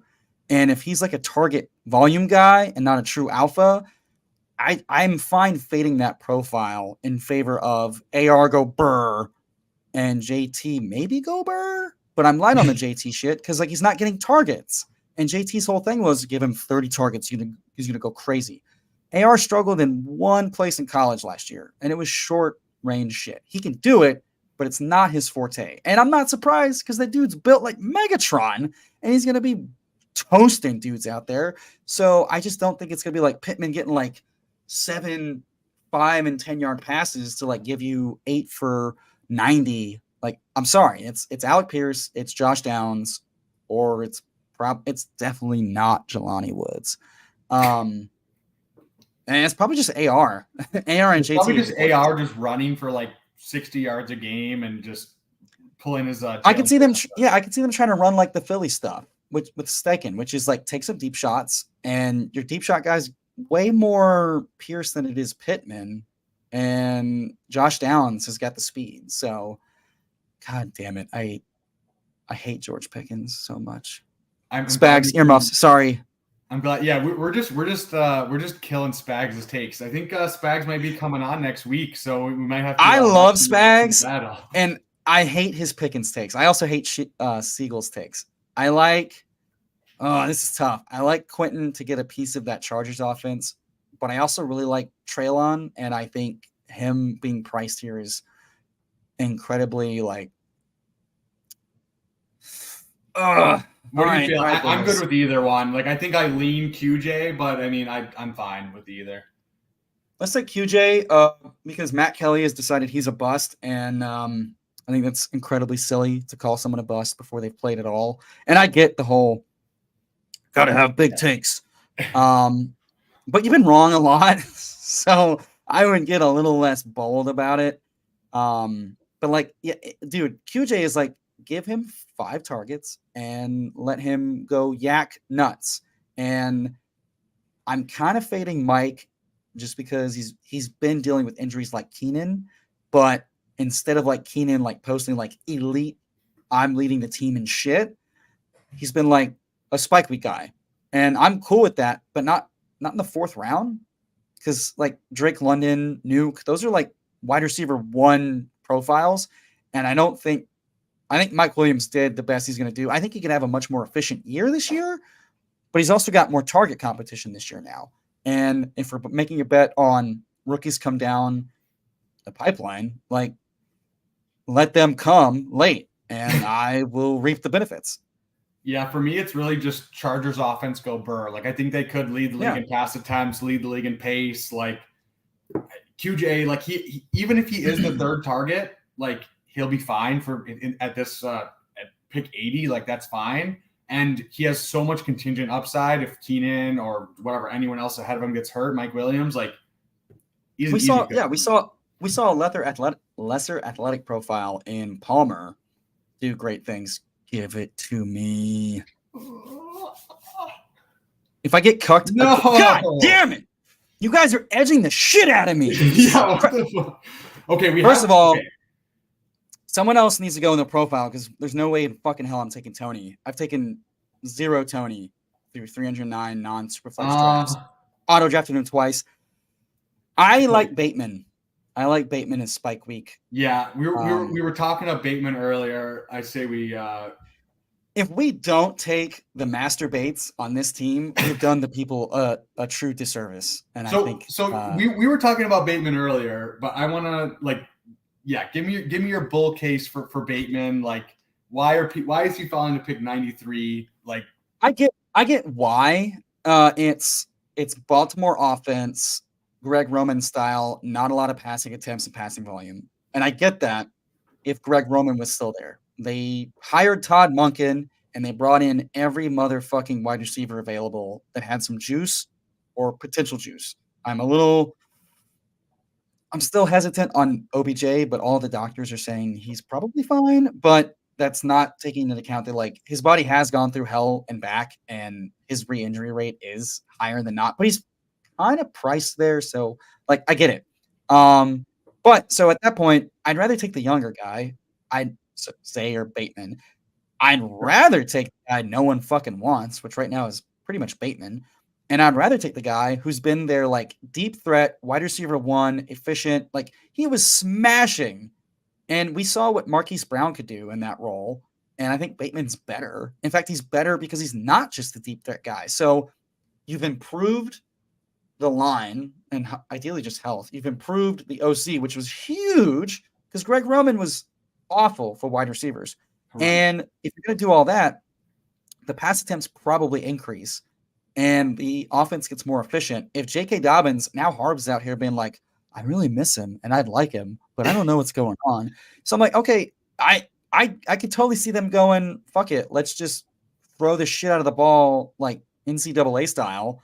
And you know who's set up the best to crush that? It's the guy that can do all 3 phases of wide receiver, short, intermediate, deep stuff. So that's the bull case. I just need him to stay healthy. But right now he's being priced where I only need him like 8 or 9 games of like Smash Town, and I'm going to Pound Town. So load me up. Yeah, I think there's a couple offenses where like I just want every single piece of it. Like I think the Ravens is one because people are still just, like you said, just baking in like just the last few years of Greg Romanness. I think they're going to pass. It probably won't be a ton, but even if they're like whatever, 30, 32 pass attempts a game, like that's great. I think the Browns, honestly, like I know we don't like to talk about Deshaun Watson, the redacted quarterback. We do not. On record, we do not like to talk about Deshaun Watson. We do not like to talk about him, but football wise, I find it hard to bet against against the fact that he's just going to be absolutely terrible again, like he was coming off not playing for a year and a half. Like full off season, better weapons, really good O-line, like. It seems like it's going to happen. So I really like the Browns offense, betting all the pieces of that. And then like we were talking about earlier, the Chargers, like give me every single piece of all those teams. Like I'm all in. So, and as a segue to your Browns comment, I have recently adjusted my priors on Elijah Moore after JJ Zacharyson came out and talked about, hey, I adjusted my model for some things, and now Moore is popping better than ever, and I'm more comfortable with him now than ever. Because I was kind of bearish on how bad he was last year, but I also understand Zach Wilson was fucking awful. So JJ's got me back on Moore. The problem is he's just never fucking available when I'm picking. Okay, let's circle back to that. Quarterback, we don't have any Dallas or Detroit. I'm okay with AR correlating. I'm okay with waiting. I'm also okay with going DJ and stacking him later as we've been able to catch up. What are you thinking? Let's go AR. I think this is a fine range for him. He correlates. I'm down with it. Sounds good. And I think we're set at wide receiver. Running back. Our next pick is an auto for me. I don't know about you. I'm sorry? Our next pick is an auto smash as far as I'm looking at it, unless you see something different. Scroll down. Let me make sure. QB tab, por favor. Oh, yeah. Okay. Yeah. I'm saying like this is where I'm hammering the window. So we should have this side of the board locked down. And yeah, for me, I love stacking Geno with DJ or AR just because like give me that mobility upside. I'm more comfortable with DJ, obviously, because they've set him up to like pad his ceiling more with the wide receivers. But like you said, we got the AR go Burr bring back, and that's never looked better than right now. So, yeah, I think we should stack that bitch up and look for our boy Geno if he's there. Stack that big bald bitch up. So yeah, Elijah Moore. Let's talk about Elijah Moore. Like, yeah, I think people. It's like his profile was absolutely pristine coming in. It was awesome. He had a great rookie year, and then whatever, he was in the doghouse. We saw it with Brandon Ayuk Like, do we really think Brandon Ayuk wasn't playing because he was not talented or because whatever? Like he wasn't going to produce? No, it's so sick of Chaney. Yeah, he had a beef with the coach. Like the Browns are gonna pass a lot more. Great offense, like we said, possibly elite quarterback play. And he's being priced in the late 80s. Like, yeah, I think he's a great pick right now. Correlate him with some Jets. It's nice. I wish his price was a little cheaper. Because it feels like for a guy that should have a decent amount of like, we're not getting much, which is shocking to me because the underdog community has decided there is no risk in his profile. Because they do have like, I'd be way more into more macro level. If it weren't for the fact that they have Amari Cooper, who showed he's still Amari Cooper, DPJ did his job. Yeah, he did. They have drafted back-to-back rookie wide receivers that are in the mold of like the prototypical dudes. They have Njoku, who outside of an injury and the shittiest quarterback play they had last year, which was shocking to say the least to some people. But time off from football does matter. Like they've got a lot of talented pieces there, and then they've got not a schlub and Chubb at running back. So like there is like a hint of like what is Moore's upside. They could throw the ball 40 times a game, but if you're cutting the pie 5 or 6 pieces, how much is there left on the bone? And that is my only qualm still. Like profile wise, I like him in best ball. Fine. But I do have some concern with like late season. Cleveland saw some really fucking shitty game scripts last year at home. It's not gotten much better this year. And there's a lot of dudes to feed. So like if Moore was going in that like 9-10 range, which I think he should be, I don't think he should be going above Zay Flowers and Rashad Bateman. If the market was better, like maybe he's not good. Like how is he not going right next to Michael Thomas and JMO, who are like the same, like, wow, that was disappointing last year. Instead of like, fuck it, you know. Like I'd rather have Elijah Moore on the Jets. And like instead of like Lazard, I think he would have fit way better. So I understand like needing a new change of scenery, but like JJ being in on him makes me less hesitant to click him. But also I like more of the profiles around him more still in a vacuum in Zay Flowers and Bateman and even some of the running backs if like somebody falls. So like it's still not the easiest thing to smash. Also, can we talk about Sky Moore going in the 8th round? Jesus Christ, have we learned nothing? Are we doing this again? Come on. Guys, Tony didn't die. Like he's not going to play 100% snaps ever, but he's not dead. Like he's coming back to muddle everything up. Sky Moore in the 8th. I'm sorry, you're losing. That's bad. I mean, 9, 10, 11, fine. They just have so many. It's just a clusterfuck of wide receivers, and it's like it doesn't. With a guy that didn't do shit last year. Nothing. Like, Justin Watson was running way more routes than him. Like, come on. And MVS will keep running more routes, and Rashee Rice will chop it up, and Richie James is really good at doing the Richie James like slot shit. Like, yeah. Sky will not get all of the work unless he goes God mode, and there's nothing to suggest he can go God mode, and there's nothing to suggest that the Chiefs want to do that. The Chiefs are playing like old school Patriots ball. Get a bunch of guys, make them do their job well, rotate the shit out of them, keep them fresh. And they have Kelsey. When the game's on the line, it's going to Kelsey. He's going to get whatever 10 targets a game, and the rest of it's whatever. Like shit, McKinnon's getting fucking shit. All right. Let's see. We're at 2-2-6-2. This feels like a good place to take a running back. Yeah, I'm good with running back or tight end. Who's at tight end? Daddy Dulcich is there. Jalen Warren. I'd rather take Warren or Bigsby. Okay. Do you prefer one? Warren correlates. Oh yeah, Warren correlates. It's up to you. I'd rather take Bigsby straight up because I think like he has a easier chance of like earning the bell cow role earlier and phasing ETN out, which is why I'm not big on that price. Because like if they're gonna split the pie, all he has to do is like be more efficient in the phases of the game. But also like he's the guy coming back around less often. But like Warren also, he's got his standalone value is locked in. I mean, the coaching staff has talked about it nonstop all offseason. The way we got them both involved last year is great, which is why I love you, Eagles, but like this whole like Najee smash in the 4th and 5th is like he's priced there because everything has told us he's not seeing the 90% workload he saw his first 2 years. They're not doing that because it doesn't work. Like, so Jalen's gonna be serviceable, and if Najee's foot or ankle acts up again, boom. And if not, cool. 11th round Warren, it's fine. Not a big deal. Yeah. Yeah, I agree. I think Bigsby probably better offense. I think he might have he'll probably have a standalone role as well. And just rookie, I'd rather bet on that. But correlation, I'll take this shot on Warren. I'll give Warren the edge just because like the Jaguars O-line is still not good. It's still middling and it's still struggling, and they're gonna have that Cam Robinson suspension to deal with.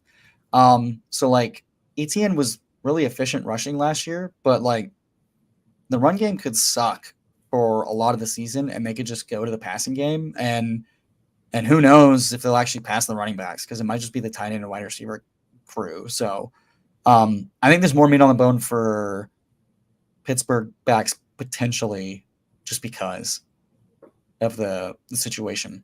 Yeah.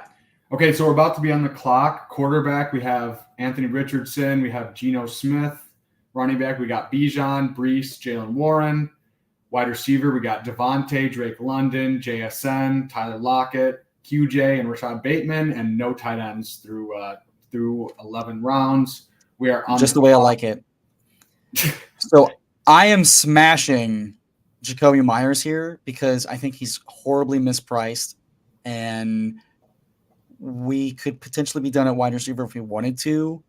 Yeah, I was gonna say I would be fine with Kendre. I think let's go Jacoby. Kendre's been falling, and so Jacoby here also not only does he correlate and stack, but he's also past ADP, and we have 2 rookies on our team, and QJ is a guy who's more of a risky bet. He's a high upside guy, but he's got kind of a low floor if he's just going to be like the yak attack guy, with Keenan, Eckler, and Mike Williams being the target alphas.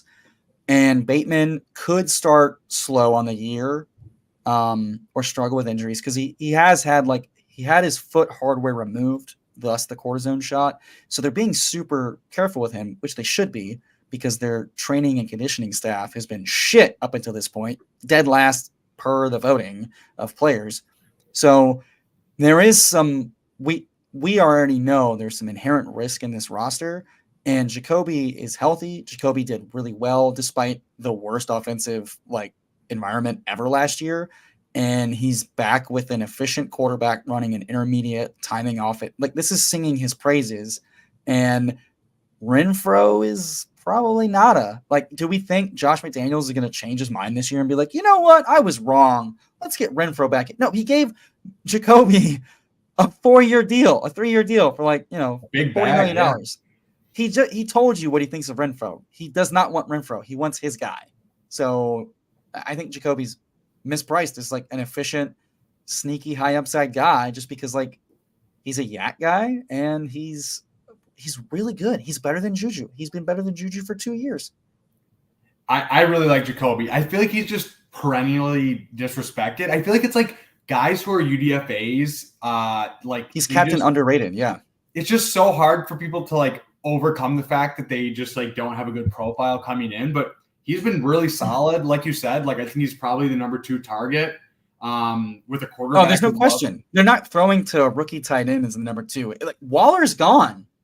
They might use Renfro just because they need a third target guy, and that may not be Josh Jacobs.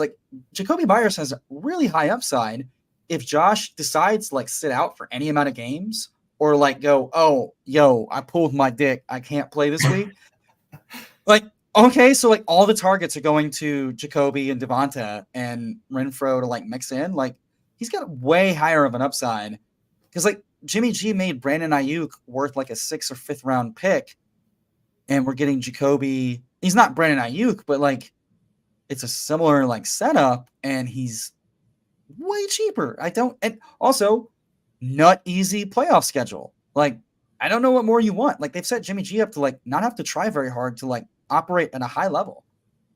Yeah, I mean, like, if we're really thinking about it, like, if Tyler Boyd, I understand you're probably stacking, but, like, Tyler Boyd at 96, like, Jacoby's more Tyler Boyd and talented. Jacoby are the same play. Yeah, except Jacoby's looked better than Boyd the last 2 years. So I understand it's a worse offense, but, like, that's what, like, that's like a 40-pick difference right there, 40-pick difference. Like, that doesn't make sense to me. It's a worse offense, but it's not a run-first offense. So, like, there's not that much of a discrepancy if you're the 2 versus the 3. Okay, so what are you feeling here? I think it's probably running back or tight end. Tight end, I kind of hate Cole Kmet, but he correlates, so we could do that. We could do Roshan. I really don't. So in this build, I am very comfortable pushing tight end much later, just because, you know, if you're going to make one position weak, do it as a position that A, scores less, B, the pocket lines up to do it later. So I'm very fine with that. So what Kmet after ADP I like? Chicago correlates with Roshan. We've had a little bit of like, where is he? What's going on with him, FUD? And I think Devin Singletary is in an ambiguous backfield with a guy who's a 5th-round talent and running a good system. I like Singletary more, but Roshan's a bigger upside. But we do have a guy that could get started off early. I think Roshan's fine. Okay. I was going to say, I don't really care. I actually like Singletary a lot, though. Yeah.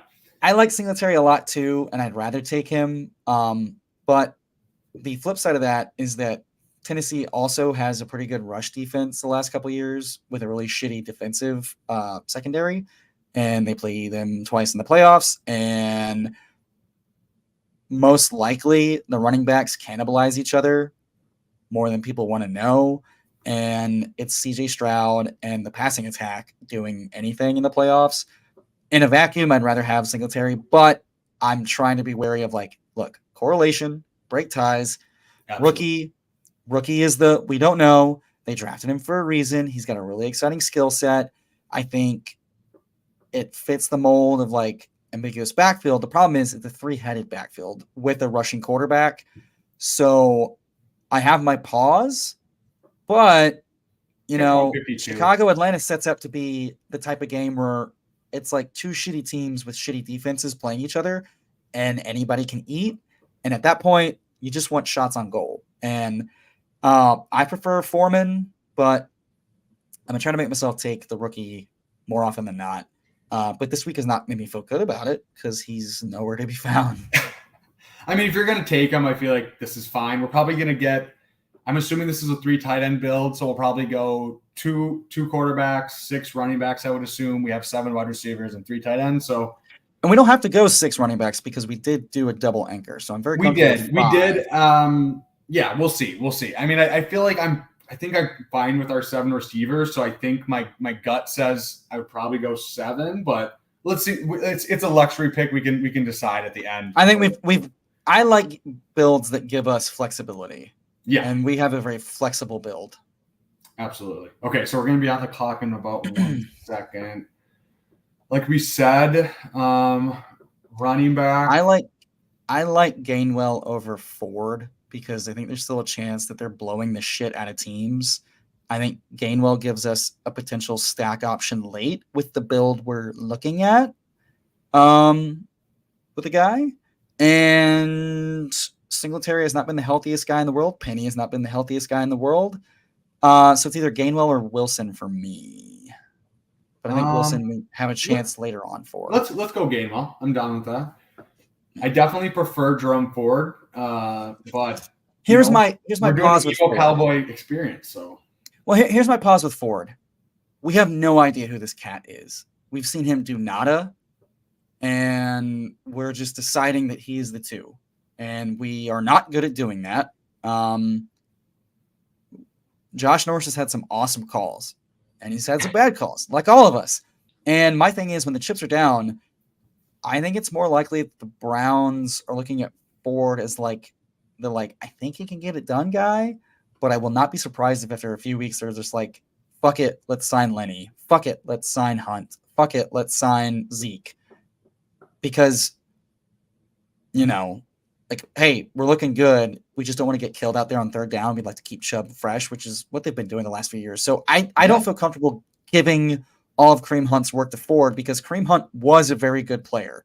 And if I think Ford's a worse player than Hunt was 2 years ago, which I do, and the Browns are a smart team, I don't think they're just giving that dude a bunch of carries. In fact, if anything, I think they roll with Chubb doing most of the on-field snaps because they're probably running a lot of shotgun and empty with Watson. So they might be telling us they don't give a shit about Ford because they're not going to need a third down back because Watson likes to operate shotgun and empty. They're going to be like almost all shotgun and empty. Yeah. Yeah. So you don't need the Kareem Hunt because you have Elijah Moore and DPJ and Tillman and Cooper and Njoku. You're not wanting to dump it off to Ford. You'd rather dump it off to the Njoku, the Elijah Moore, or the Cooper and let them yak it up. So I think Ford's too expensive is what I'm saying. I get he's a handcuff, but I think he's an uncertain handcuff with, like the dead zone back is like, oh, it's projected volume. That's fake volume. Well, we're doing the same thing with some of these backups. And I'd rather take the guy that has been given work and done well with it and Gainwell over the, well, I don't know, maybe, because like, what is the Hassan Haskins, the Dontre Hilliards done for us in the past? Nada. Okay. Like, you know what? No, I'm glad you're pushing back. I like to hear your perspective because I feel like I'm super high on Ford. It's not so much, it's just the fact that we've heard the consistent drumbeat that he's the 2. Right. But I get your stance, honestly. So I like that. And it's good to, I think the value of a 2 is they have contingent upside. And I don't think there's a snowball's chance in hell or the devil's anus that Ford gets 60% of the usage if Chubb goes out. Like, there's no fucking way. I think he's the 2 because they don't give a shit about the 2 because they're just going to use the running backs a little bit less and a little bit smarter going pass heavy because that makes more sense with all the moves they made and all the things they've said. Sure. And I think the breaking place of emergency glass is a free agent. Sure. Honestly. No, that because they're all just sitting there, Yeah. Yeah, I mean, why, whatever, if you don't need them, but then, there's so many guys still available that, whatever, someone will get cut, whatever, that you can pick someone. Yeah, and Kenny's backfield is way more ambiguous and has way higher upside that we know, and he's also ripped off, a 25-point game, and they're playing the fucking Cardinals in Week 17, so if someone's going to actually outscore our double anchor, yes. I like it to be, if someone's going to fill the flex randomly or overtake one of our anchor running backs in the playoffs, Kenny G did that last year, and he's being priced nearly the same place. So, they're going to blow out a few teams. If they're going to blow out a team, it's probably going to be the hapless Cardinals Week 17. And if Kenny G gets the second half touches to, just railroad the Cardinals, no one will be surprised. Honestly, you're convincing me right now, live on stream. And you know what? Gainwell is it's weird because people just love DeAndre Swift, the name, but I am so over the DeAndre Swift love. He has proven to us he's not the guy you thought he was. I just feel like what is the real difference between I understand Swift is more talented. I'm not trying to say that, but they just traded him for a 5th round pick. He's got do they no really money. care His who draft it is? capital is awful. Yeah, his former team just straight up replaced him 1-for-1. And Swift is the pass catching back with Jalen Hurts and AJ Brown and Devonta Smith and Dallas Goedert. How many fucking targets are the running backs in Philly getting? 25, 30 all season? And Not Kenny's going to get some of that? And Penny, no, dude, Swift's price is ridiculous. He and Penny are pray to God they are worthwhile by Philly, and nothing more. I'm sorry. DeAndre Swift is not getting that entire backfield to himself and crushing. That's not happening. They want Penny to do that. Penny has more money. They're just hoping his leg and Penny's injury was bad. The Twitter doctors are Penny's injury was like Michael Thomas's injury at the running back position. So that's why I'm high on Kenny because Penny's getting carries and work and stuff, but compensation injury and reoccurrence and just tread could be really, really, really worrisome. And then it's what, Swift, Boston Scott, and Kenny? They like Kenny. So I mean, I think it's just you want to lean into the ambiguity, honestly. Yeah. yeah, Okay, and so on good offenses. We want running backs on good offenses. I think it's 3 straight tight ends to finish this out, yeah. yeah, that's what I was saying. What are your tight end preferences here? Do we have any correlation? Conklin correlates, but he's kind of expensive. Do we have anything to do with New England or Buffalo? No. What pick are we at? We're at 185. Do you want Juwan or I like Knox straight up. Just tight end a good offense. Juwan felt okay 2 months ago with Foster Moreau potentially not playing football this year. Sure. And now it's Juwan, it's Jimmy Graham, it's Taysom Hill, it's Foster Moreau, and somebody else. It's becoming the Chicago Bear tight end shit show. Dawson Knox has a way likelier chance of getting 60+% snaps, and his red zone target share is more titillating with a high scoring offense. So easy game, in my opinion. I agree. Yeah, I mean, like, what's the Knox bet is the same as it has been, and it's like 8 rounds cheaper than it was. You know what I mean? The last Knox is a cosign wave. First, nobody wanted him, and then he was a 10th round pick because everybody overreacted to the touchdowns, and then he ran not as hot on touchdowns because the whole team kind of fell flat with the UCL Allen injury, and now they drafted Kincaid, the wide receiver turned from a tight end, and that's totally happening. Best ball, give me tight ends. Best ball, late tight end. The corollary that works is offense that is mispriced, player's role that is mispriced, or take shots on good offenses. And right now, Conklin's in an ambiguous tight end field with an ambiguous offensive scoring, and a little ahead. So yeah, like that just makes Knox like an auto click for me, which is why he's one of my top 5 tight end exposures, I think. I like it. Because let's gal brain Liam style for a moment. If the Bills are who the Bills think we are, Allen doesn't get hurt. They run super fucking hot, and they just smash the shit out of the Patriots week 17. It's week 17. You want to keep Allen fresh. You got to play the Bengals or the Chiefs in the playoffs. You might be hosting. You don't know. You're going to want to rest guys if the Patriots are hapless. So if your shiny new toy in Kincaid is doing Kincaid things, you're going to run him out there for 85% snaps in week 17? No, you're going to put your hapless dipshit Knox in there to take all the hits and get the touchdowns. Like, let's galbrain for a moment. Like, that's more likely than them playing legit football the full fucking game with their shiny new toy that they need to beat the Chiefs, the Bengals. Honestly, my take is that the piece of shit is just Kincaid. Like, I just don't see, like, he's going to be the number 2 tight end. Like, and you have a million slot receivers. You have Diggs. You have Gabe Davis. Say what you want. He's locked into his role. Like, he's going to be the fucking clear out, the 9 route, just go deep. I like Gabe this year. He's more effective out of 12 personnel. So if they're going to run 12 or 11, like, boom diata. But also that's bad for Kincaid because, like, if Gabe is doing the thing he does better, which is get the deep shots out of 12, how's Kincaid getting 100 targets this year, Liam? I think he's getting like 40 to 50 targets. Okay. I agree. And that seems high. I'm sorry? Juwan is super late and does correlate? Do we have anyone or Tampa? We don't. No, we don't have Tampa. I mean, honestly, I'm good with whoever. These are all the same to me. Whatever. Likely stacks. Ferguson in a vacuum I like a lot, and Henry correlates. I say we take Henry and just see who comes back around. I got it in. Because at this point, nice fingers, brother. Just blasting away last second. At this point, I'd rather take in the locked and loaded guy. Hayden Hurst's team is ridiculous. Reich rotates tight ends. That's what he does. So everyone's going to cry when Tommy Tremble is running 40% of the fucking routes. So at this point, yeah, I'd likely as like the dart throw high upside stack.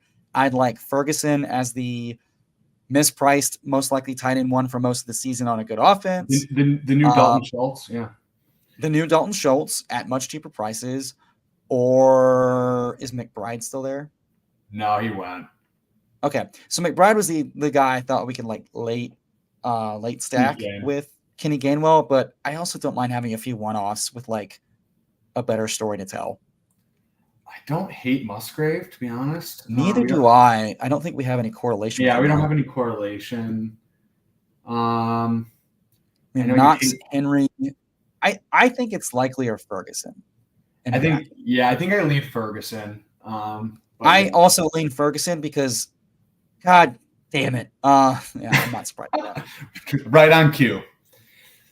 Dude, it's a draft of the ages for it. And I just out of curiosity, because I haven't drafted in a week, what quarterbacks are still available in this range, just to pique my interest? We got Ritter and Jimmy G, so we got some correlation. We got Mac Jones. So I don't hate rolling Knox and Henry, saying these are two mispriced tight ends that should be going 2 to 4 rounds higher in their roles and offenses that will improve, and taking a third quarterback that we have double stacked. Yeah, you want to go Jimmy G? I like that because at the end of the day, if we're going to compete with the Josh Allen, Hurts, Patrick Mahomes teams in the playoffs, I'd like 3 guys that all have ability to do that. I know people are like, oh, Jimmy G's not doing much, but we took 2 of his guys, and if both those guys score 3 touchdowns and 300 yards between the 2 of them, Jimmy G might be making the lineup because as much as I love Gino, he's playing in Pittsburgh week 17. So like a 25-point Jimmy G game could make or break this roster. And as Liam is fond of pointing out correctly, quarterback and half-point PPR is very important. And we do not have 2 elite options. Gino could be elite for most of the season. AR could be elite for the playoffs, but we're giving ourselves an out. And if I'm going to fade, I'd rather fade one weak position like tight end than middle quarterback and tight end. I no, honestly, I mean, like you said, like if we just think Knox and Henry are mispriced, like they both could easily go for 2 touchdowns in week 17 easily. Like, yeah, Rotopat pointed out weekly, it seems like that Henry is, being forgotten as the guy that was tight end 13 not so long ago, and now they have O'Brien, and the drumbeat is Henry is max guy. Henry was max guy in the red zone. So if this offense goes to league average and they're scoring a bunch of touchdowns in the playoffs just to keep up with the likes of the Bills, I like Henry's chances of catching those because it's going to be a lot of dump offs to the tight ends and the running backs. So I think Ramondre and Henry are set up very well. You know who's not going to lose a lot of snaps to anybody anytime soon? Hunter Henry. So ambiguous wide receiver, ambiguous running back, free agent fear in New England. Give me the guy that's locked into his role. I agree. Yeah, this is. I mean, I don't even think like it on paper it's thin at tight end, but like I don't really think it is that thin at tight end. Like that's it's not as thin as it should be with a 16th and 17th round tight end. Yeah, exactly. Like, last season it would be, but we targeted a good offense and a mispriced tight end in a good offense, and we targeted a full-time tight end in an offense that will not be bottom 3 in scoring this year. So yeah, I mean, in other years past, this should be like what, round 13, 14 Knox, round 14, 15. Like, dude, what is the difference between Hunter Henry and Tyler Higbee? Tyler Higbee goes 14, 15. I prefer Hunter Henry straight up. Yeah. So we would have stopped at 2 tight ends if we got Tyler Higbee and Dawson Knox. So I'm fine with Henry. I mean, I'm just thinking about like I love Dulcich. Don't get me wrong. I'm all in on Dulcich, but like, do we think he's Hunter Henry could easily outscore Greg Dulcich? Like, it's a new coaching staff, and the new coaching staff Sean Payton said, Greg who? When he first got to camps, and Tim Patrick injury, RIP, I fucking feel for that dude so bad. T's and P's to Timmy P. But like, that's good for Dulcich, I think, but we have no idea how that Denver shit's going to shake out. We have no idea if the Denver shit will shake out much better than last year. Like Russ could still fight the system and just decide, I'm not going to do what Payne wants me to do. And that only benefits like the running backs through the running game. I like Dulcich, the profile, and I have a shit ton of Dulcich, and I love his playoff shit. But when it comes to I don't know that I need to bring back on a single piece that's unstacked with a quarterback. And this team has like what, 2 whole standalones, and they both make a lot of sense on their own. It's just tight end was such a shit show after like the top 5-6 guys. And we can stop talking about Dawson Knox and Hunter Henry, but like every year it seems like we don't learn the lesson of just avoid the mispriced. Like Higbee was a good pick for like getting you what you needed last year. Sure, and we were like rolling our eyes. I called him garbage. By the way, Higbee was going like round 16, round 15 when Corain was like, I know he's gross, but this is a good pick. And he wasn't wrong. He filled in the roster, but he also didn't win you any games for that shit. So like, if you're going to target tight ends that aren't going to win you anything, but they're going to give you some points, why are we wading through the tight end dead zone where the opportunity cost, like, yeah, can your tight end meet ADP? Sure. Can it also make you miss a guy that could crush ADP? Absolutely. And the opportunity cost there is way higher than the upside that, like, Dolchich could be awesome this year and still be like, what, tight end 12 or 10? It's probably most likely, yeah. Yeah, and that's likeliest outcome. And that's cool and that's good. And if it happens in the playoffs, you're smashing and you're going to town. But also, he goes in a range where, like, running back pocket's kind of nice.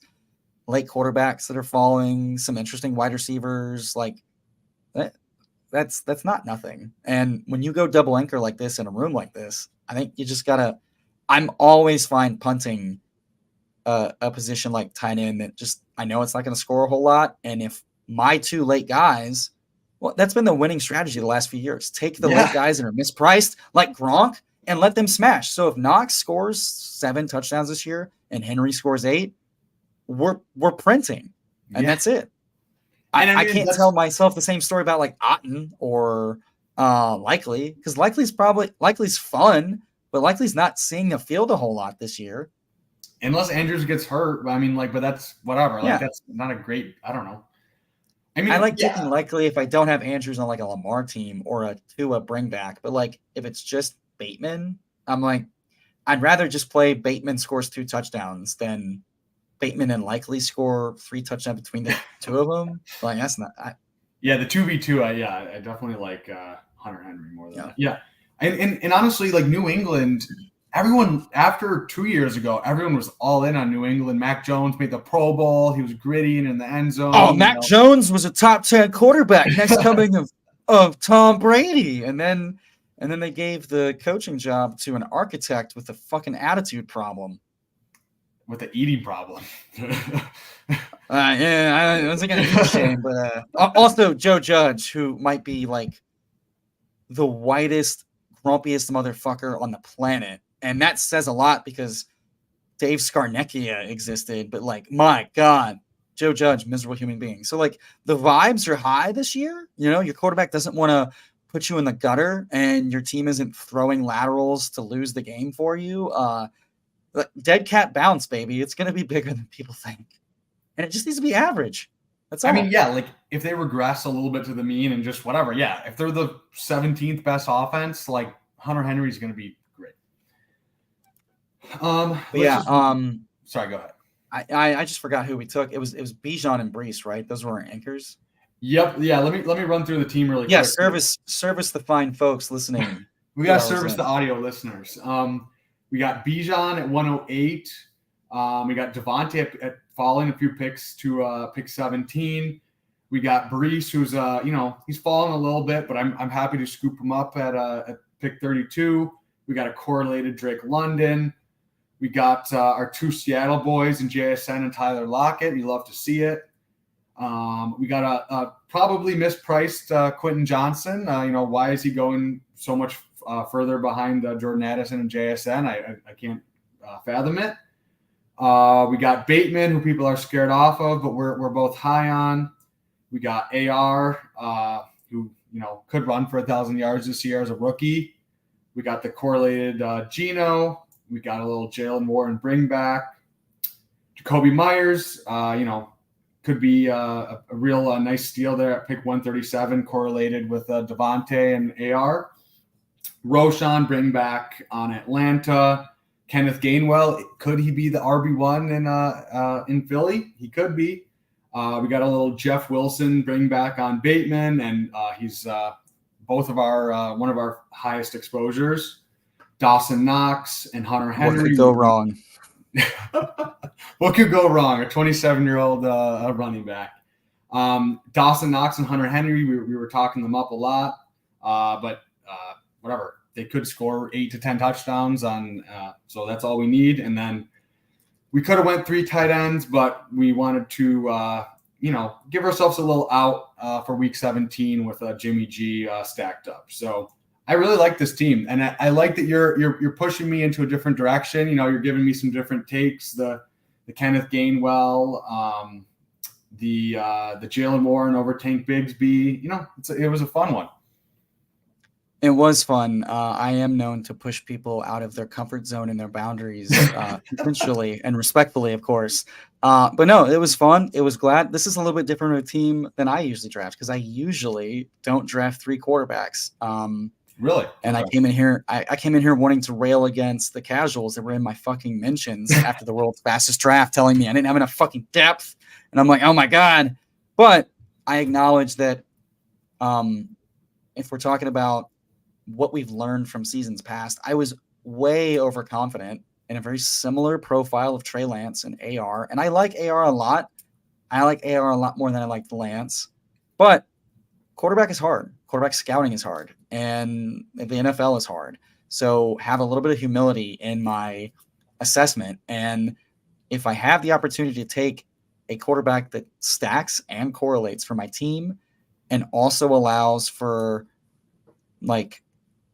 maximizing, because at cost, I don't love 3 quarterbacks because it does, hinder you from hitting that 2 quarterback home run. That said, we just saw the Bestball Mania winner last year get there because he had a shitty quarterback room outside of Daniel Jones for most of the season, but 3 quarterback allowed him to tap into a high upside ceiling when it mattered in the last week. Stacked, of course. So at that point, I look at Jimmy G as a way to get us in a low-owned guy, either a low-owned double-stacked Jimmy G or a low-owned Geno or a low-owned AR. Like, when it comes to the playoffs, you're having to thread so many fucking needles. At quarterback, it allows us to kind of sneak through potential landmines. If week 15 or 16 is a disaster for AR or Geno and it's not enough to get there, Jimmy G could get there. And that's not wishful thinking because in years past when he was the starter, he was being drafted 14, 15, 16th round quarterback. So, I mean, to me, that's just utilizing mispriced opportunities, but also leveraging in a way that it makes sense. We're not giving up too much upside because what is a locked in loaded starter minus health fund, in which he's fine. All signals point to being totally fine. And we don't need him to be a star. So it's I like taking the bet of the starting quarterback in half-point PPR where we didn't take a quarterback in the first 10 rounds versus, a tight end or a wide receiver or a running back we hope fills in. When I look at it that way, it seems obvious to just play to the strengths of the odds. Yeah. I mean, what does Luke Musgrave really do for our team there? Maybe he gives us 1 week. He could be the guy you need, but you can say that about anyone. It just makes way more sense to stack up Jimmy G there. Yeah. Oh, especially when we took 2 of his guys. If it was just Devontae, I could easily tell myself a story, blah, blah, blah. But now I can tell myself a story that AR is getting it all done with his legs because it's the hapless Raiders and AR and maybe – and it's probably AR and 1 lucky bastard catches the touchdown pass, but he probably goes a la Justin Fields, 2 touchdowns on the ground. JT is left looking like Saquon because, did we forget? Daniel Jones stole all of the touchdown rushes in the playoffs last year. So, AR could do the same thing of, completely neutering JT's floor and ceiling, which they have every reason to do because he's 6'5" and built like a tight end at quarterback.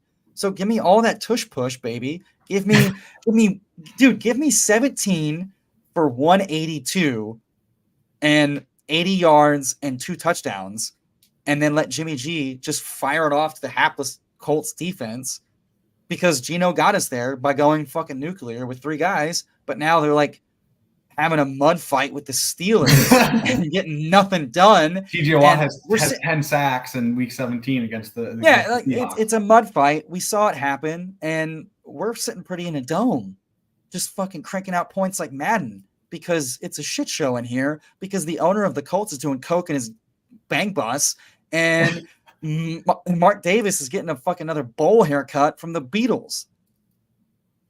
I like it. It's a spicy, fun team, and the running backs, fuck. I mean, Brees and Bijan, baby, give it to me. Doesn't get much sexier than that, honestly. I'm almost full Chubb with those two, and Chubb wishes he had the upside that these two have. I was going to say, can we talk about Chubb for a little bit? I would love to because he's on my highest leverage dynasty team. Okay, go. Yeah, give me I understand the thesis, and I understand it's half PPR. All the things you were talking about, he could just get like 75% of the touches, 80% of the touches on a good offense. I understand. I still feel like, I don't know, like something about it still scares me a little bit. So give me your take, because so I'm very middling here. Like what I've got my exposures pulled up. Let me see. What am I at Chubb? Hold on while I look at my Chubb. I'm at 4% Chubb. So not quite half Chubb. And my thinking has been this all along. Here's this playoff schedule. It's week 15 versus the Browns. Lovely. I like it a lot. Week 16 against the Texans. I said Browns. I meant Bears. Texans. Potentially awesome. Amen. But also potentially, again, my thesis is DeMeco Ryans cleans up the defensive line because they also spent a 3rd-round pick on the top-rated D-line guy. They shut down the run, and also Stefanski says, Watson, go blame your ex-girlfriend, respectfully, consensually this time, on the football field like a man, and they try to like take him to the cleaners that way. So Chubb may not be as involved there, especially late season. They might be like, hey, let's keep him fresh for the playoffs. And then they play the Jets, who have a really good defense. They have a really talented defense and defensive line. And if they're going to, that could be a low-scoring affair just because of weather. Could be because of the defenses are playing well. It could just be that it's late in the season, and they're playing it smart with their best guys. So, Chubb could be a guy you need week 15 and 16, but much like Saquon, week 17, be unheard of and not useful. And also, season long, I don't know that he gets a shit ton of targets because, again, they're telling us they want to throw the ball a lot. But they're telling us they want to throw the ball a lot with 4 to 5 receivers or 4 receivers in Njoku, right? They want to get it down the field. So Chubb probably sees 30, 40 targets this year, screens and stuff. But I don't know that it's enough to unlock his upside because they want to pass the ball a lot. And I think they've shown us for 3 years they don't want to give Chubb the McCaffrey Panthers workload. They want him to stay fresh, stay efficient. Unlike Subway, they want him to stay fresh and stay hard up for the season. And so I think he's probably set up to meet ADP, be in that conversation for a guy you loved and needed. But I don't think he has the upside to go top 2 guy like Bijan, like Pollard, like CMC can do because we know legendary running back upside is you need pass catching targets. You need targets. I don't care if it's half point PPR. You need targets to unlock the legendary upside. And if you're not going to score more than 280 PPR point or half PPR points, which you'd still want 300 to go nuclear, I just don't see that happening with what they're telling us and what they've told us the last few years. And it's still the same coaching staff. So if Chubb was going where Henry, Ramondre, and JT and Jacobs were going, I'd have a shitload of Chubb. I'd have so much Chubb it was uncouth. But he's going at the 1-2 turn. And I don't want him there because I think he's fine, but I'm trying to get guys that outperform ADP in a big way. And it pains me to say that I just don't think this is the Chubb I need to go big. I mean, yeah, I think it's all about cost and just like the overall landscape. Yeah, like you said, like when Josh Jacobs is going to pick 30, Brees is going to pick 34. Like, I just can't stomach taking Nick Chubb at pick 13. Like when he was going like around the 2-3 turn, like sure, give me all the Chubb, but it's just not a bet I want to make. So yeah, I don't know what my exposure is. It's pretty low, I would assume. And yeah, like if he would have stayed around like whatever, pick 20, pick 18, something like that, I would probably mix him in. But unless I'm taking a Garrett Wilson, Chubb, double tap right there, it's gonna be tough for me. Yeah, Chubb is the last feels safe running back to pick.